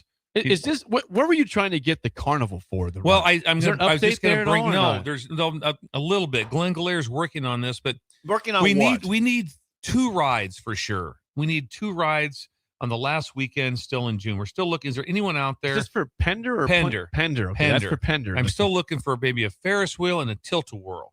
Okay, good luck on that. I'm told. Yes, I know. I'm told that's by what Greg. Greg, there's not one within 2,000 miles. I know there's never. Greg thinks you're. He did weigh in on that subject one day. It's not easy. Right. I'm saying it's not over. We do have the documentation. We have the paperwork done to shut off Main Street, which is actual highway. You have not gotten a sniff from anybody, though. But we will after this today. Yes. Someone's gonna text, and someone knows somebody. It has to be a big carnival that has 8 tilt-a-whirls or has this. Yeah, we have a couple sitting around. We're gonna send up to Tilt-a-whirl farm. If there's a tilt-a-whirl this is a farm, one-day event, or is this? we'd probably have them 2. We'd probably have them. Well, even probably Saturday. I wonder if there is a place in the U.S. where there's some tilt-a-whirls just sitting there waiting to be added. Okay, now first of all, I want it to be like one of those deals. There's someone on a mic like this, like that. 2 tilt-a-whirls to Pender. And how are they getting to Pender? The tilt-a-whirls, it's incredible. Now these rides have wheels on them, so they just whip down the highway and they stop, set them up, and you put your kid on them. It's great. It's are they times. Working safe? I'm never saying that was part of the fun. Is that when you're whipping around, what could happen? What could go wrong? What could go wrong? You want a Ferris wheel? I want a Ferris wheel. Anybody? Also. How do you ship a Ferris wheel? And a moonwalk. I want a moonwalk. Kids love a moonwalk. Ferris wheel's got to be shipped by like a semi truck. Oh, absolutely, it's a lot. Yeah. But a moonwalk they love that too. The moonwalk is that's the bounce house. Yeah. You crawl in, but they were big and they were always red and white. The best part would be. In our Pender, they weren't always red and white in Columbus. I'll tell you that. Gavin, chime in. Let us know on that. It was not always. You can't say it's a declarative statement. They were in Pender, but the best part, if you got in there sometimes, so it was also they'd like, the guy, all right, that's it, everybody out. Then sometimes you try to lay on the side, like the guy didn't see you. Remember doing that? Oh, I did. We did. Yeah. So then they might bring the new group in and like going, all right, got a free one. How old is too old for the bounce house? Okay, that's a good question. I think once you go, it would be middle school, 7th grade. Yeah. Okay. I think you're good through 6th. Okay. If you get in there as a junior in high school, no. Maybe 7th grader. I think you're all right. Maybe okay. I'll go with that. But 8th grade, that's the cutoff. You're not going in. If all of a sudden you walk by and you're a sophomore in high school and a bunch of your buddies you're shaving. Yeah, if you're shaving, no. Yeah, that's what the guy should tell you. Listen, I don't know how old you are, but you don't look the part. I see a beard. Yeah, I don't need you. See some peach fuzz. Yeah, I don't need you in there with some 3rd graders. Yeah, that's the thing. Safety. That's the thing. So we need a moonwalk, we need a tilt-a-whirl, and we need a Ferris wheel. Someone says, "Do you have a mechanical bull yet? Do you want a mechanical bull?" I wouldn't mind it, but it sounds too dangerous to me. Yeah, sounds too dangerous. That's bar activity. Yeah. When that came about, how about that one? Let's put a mechanical bull in this bar, give people some tequila shots, and hop on that baby. Let some guy control it that has no business controlling it. God, that's better times. The fair, the state fair, the county fair is better times. Yes. Good luck finding a Ferris wheel. What is the setup now? I know we'll try it. We're gonna keep trying. How's it going in Grand Island State Fair? Pretty good. I've heard good things. I went out there the last 2 years. They do very well. Jake's went out there. I go Labor Day weekend with the fam, and we have a great like time. that it's out there. I do. I kind of like it too. It's central. Yeah. I mean, that's easy. If you're coming from North Platte or Sydney or something, let's shave a couple hours off. That's more of Elizabeth thing, though, right? Oh yeah, she sets that up. I just go with. Go stay at that new hotel or change your life. You're more bougie. Yeah. Gucci. Well, you're in I'm the Gucci Gucci seats. and I'm bougie, as Kip would How say. about he said that they have different sets of rules for him? You're like a coach. You drop some bad words on me, I'm tossing you. They'll toss someone from the Gucci seats. Yeah, he said that. You know what? I think that I know Kip's better than me. I would be one of those people that'd be like, it wouldn't take much for me to toss one of just to set it right away. All of a sudden, like that one little chirp, you gone. Come on. And guess what? All of a sudden, things calm down a little bit. Kicks out 10 guys in the game. Because there's somebody that thinks they just really does. Yeah. I'd love it right there. Hey, and I do the finger snap right here too. I do the finger snap. And I'd go index to thumb with the snap. Snap. Index, thumb. Bill is a ref. I'm not sure on. I want to see it. Oh, I would be tossing people. Oh, he's tossed 15 people a game. National championship game. Hurley's out in the first 2 minutes. He's out of the Busch. game. Busch. Busch. The Spillover is next on Early Break on the Ticket. You're listening to Early Break with Steve Sipple, Jake Sorensen, and Bill Busch. Presented by Nebco on 93.7 The Ticket and theticketfm.com. Mother's Day is on Sunday, May 10th. Do you know what you're getting your mom this year? Stop procrastinating and get her the one thing she wants, a massage. The Body Shop in Lincoln offers all sorts of massages. All you have to do to win this Mother's Day is get Mom a gift card from The Body Shop. Swedish massages, deep tissue massages, hand and foot massages, and so much more. Buy your mom a gift card today at thebodyshoplincoln.com or stop by their office at 56th and O.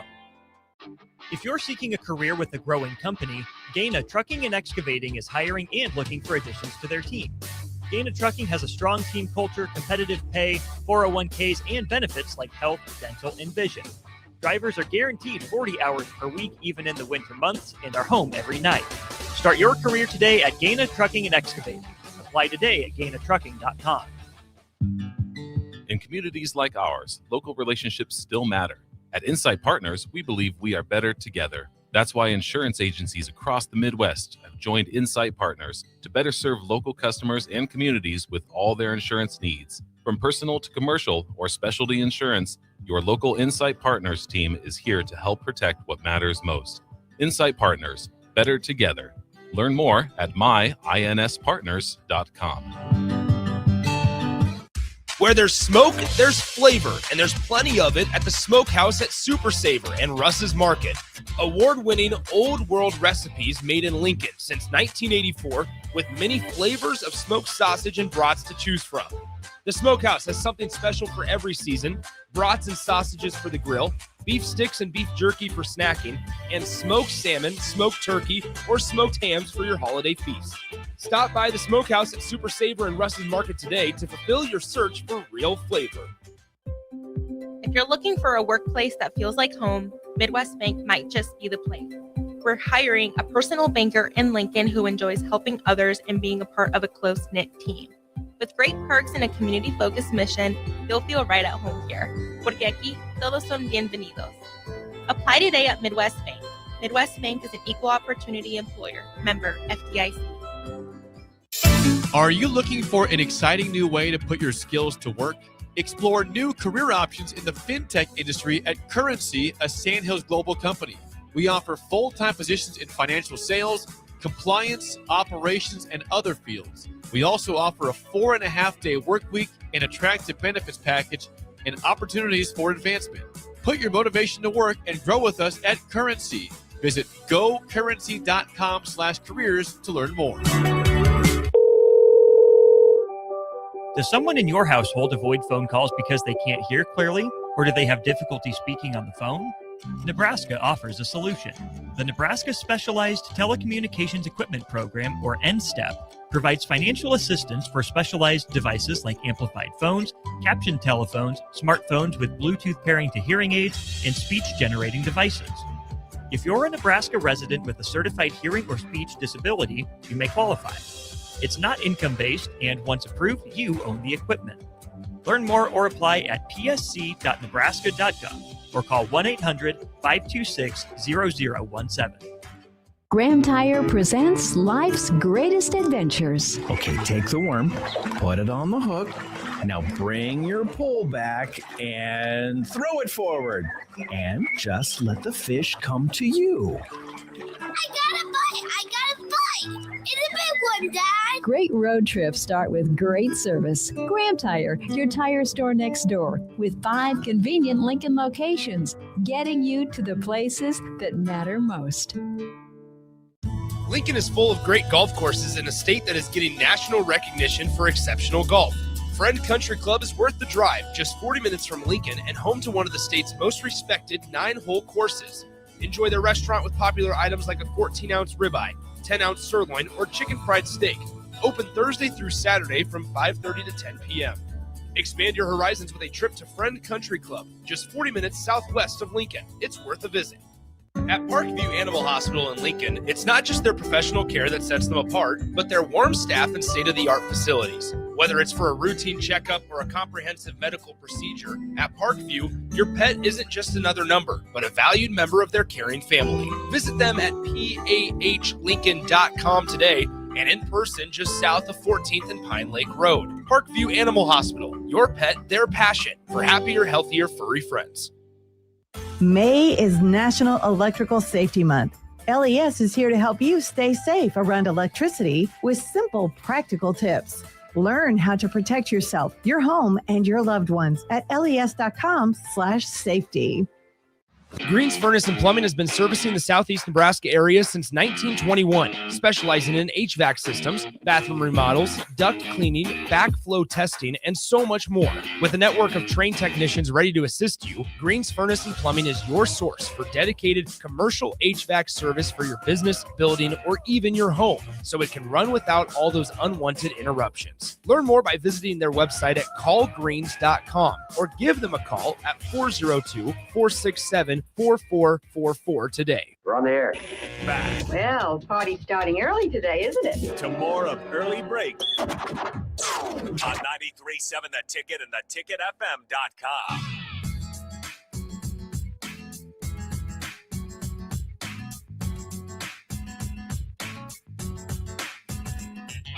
It is time for the Spillover, sponsored by Raising Cane's. Mother's Day is Sunday. If you need a last-minute Mother's Day gift, Raising Cane's has you covered. Head to your local Cane's to pick up a gift card or go to RaisingCane'sGear.com for an e-gift card delivered in minutes. Raising Cane's chicken fingers. One love. You know who else? What else you can give for Mother's What's Day? that? Like that for like maybe some sort of assistance on a job. Randy! You could. That's a good idea. Randy, you can always call or text Randy at 402 That's a Mother's Day gift. 417-5204 at Dinert Contracting. Do a job, not just show up. Not just show up, yeah. You know what? Oh, you know what? Thank you for mentioning Randy. Worlds collide in this segment because our friend Darren from Raising Cane's I talked to on Monday. Yeah. And he's looking for a deck project. I talked to you guys. I'm like, have you talked to Randy yet? What do you mean? He had. So I connected. Talked to Randy. So Randy is going to go to Darren's house, I believe, today to get a bid. To look it over and get a bid to Darren. Darren of Raising So Raising Cane's, Diner Contracting, the ticket, all working together here. All work together. Sorry we missed Bill Thrills today, but Kip Kissinger was on. We did miss Bill Thrills during that time, and we didn't want to cut that short. There was too much. Think about this. I bet we could have came up with 10 more interesting questions and 10 more that were like semi-interesting. But there was like 10 more things you could have asked him that would have been unbelievable. It was easy. Bill Thrills is back tomorrow, though. You know Freaky why? Friday. You know why? It's because you don't interview refs very often, but you always have a lot of questions about their profession. Oh, yeah. And the first thing is, too, I mean, in general, when they take the court, if anything happens, either nothing happens or they get booed. There's never a clapping for the refs to come onto the court. No. There's never a time where it's like, or some, I mean, some guy makes a call on your side for your team like that. You're like, that's right. Nice call. Next time down, you idiot. I mean, it's terrible. Jekyll and Hyde. Yeah. Fans. I'm glad you asked him about that post-game press conference thing. I'll tell you this, that I've never been in a bigger fight with Doc Sadler than about that subject. Yeah. We went, it was nasty. He wants the press conference. He thought it would be a good idea. And I just think it's the worst idea ever, because then it just turns into that every game. Yep. You get kind of fans covering the game. You know, a lot of the sports writers now kind of more fan oriented, and they'll just, if there's a loss, they're just going to go to the refs. Yep. Yeah. You know? Well, I think a lot of that would happen. I want nothing to do with that. I don't want anything to I don't do want to with write that. about the refs. I don't want, and it'd be a packed house every time. Well, what about this call? Because how many calls are like how many times you hear something about, well, if they'd have just called this, or they'd have just called this, well, then the other side gets to say, well, if they would have called this, it just, no. It goes never nowhere. ending. No, I also wanted to ask him It if someone goes nowhere. If someone ever, I'm sure that they're on no social media, guarantee that, because they could. How could you be? Because you could not You'd get even. attacked. What if you even mentioned that? Hey, I'm in OKC. Went out to lunch. Oh, great! So you're not getting ready for the game tonight? I mean, there's no. You couldn't win any of those. Very things. low key. And I bet I bet you if you ask him, like, what kind of heat did you take? I bet somehow, because you can get people's numbers. People can get numbers and they stuff. can I find a guarantee way. you, he's had random texts. I wonder if he's had threats. It wouldn't Yeah, shock me. We can get him back on. It wouldn't shock me. And Okay, call him right now. And a plug for tomorrow. Lance Leipold joins the show Lance tomorrow from Kansas. in the 7 o'clock. 7:15. Yeah. Hey, I just saw stuff. Please do it again. Watch this car. Please do it again. She hit the wiper. She hit the fluid, and the fluid shot over her car. It went over her car. Do it again. Do it Come again, on. please. Come on, do it again. Look at her window. It's still dusty. She's not listening. Oh Dang man, it. it shot all the way That's over the sweet. car. That was sweet. She must have just got it restocked. Yeah. That's it for us. The Drive is next. We will see you guys tomorrow. You're listening to Early Break with Steve Sipple, Jake Sorensen, and Bill Busch.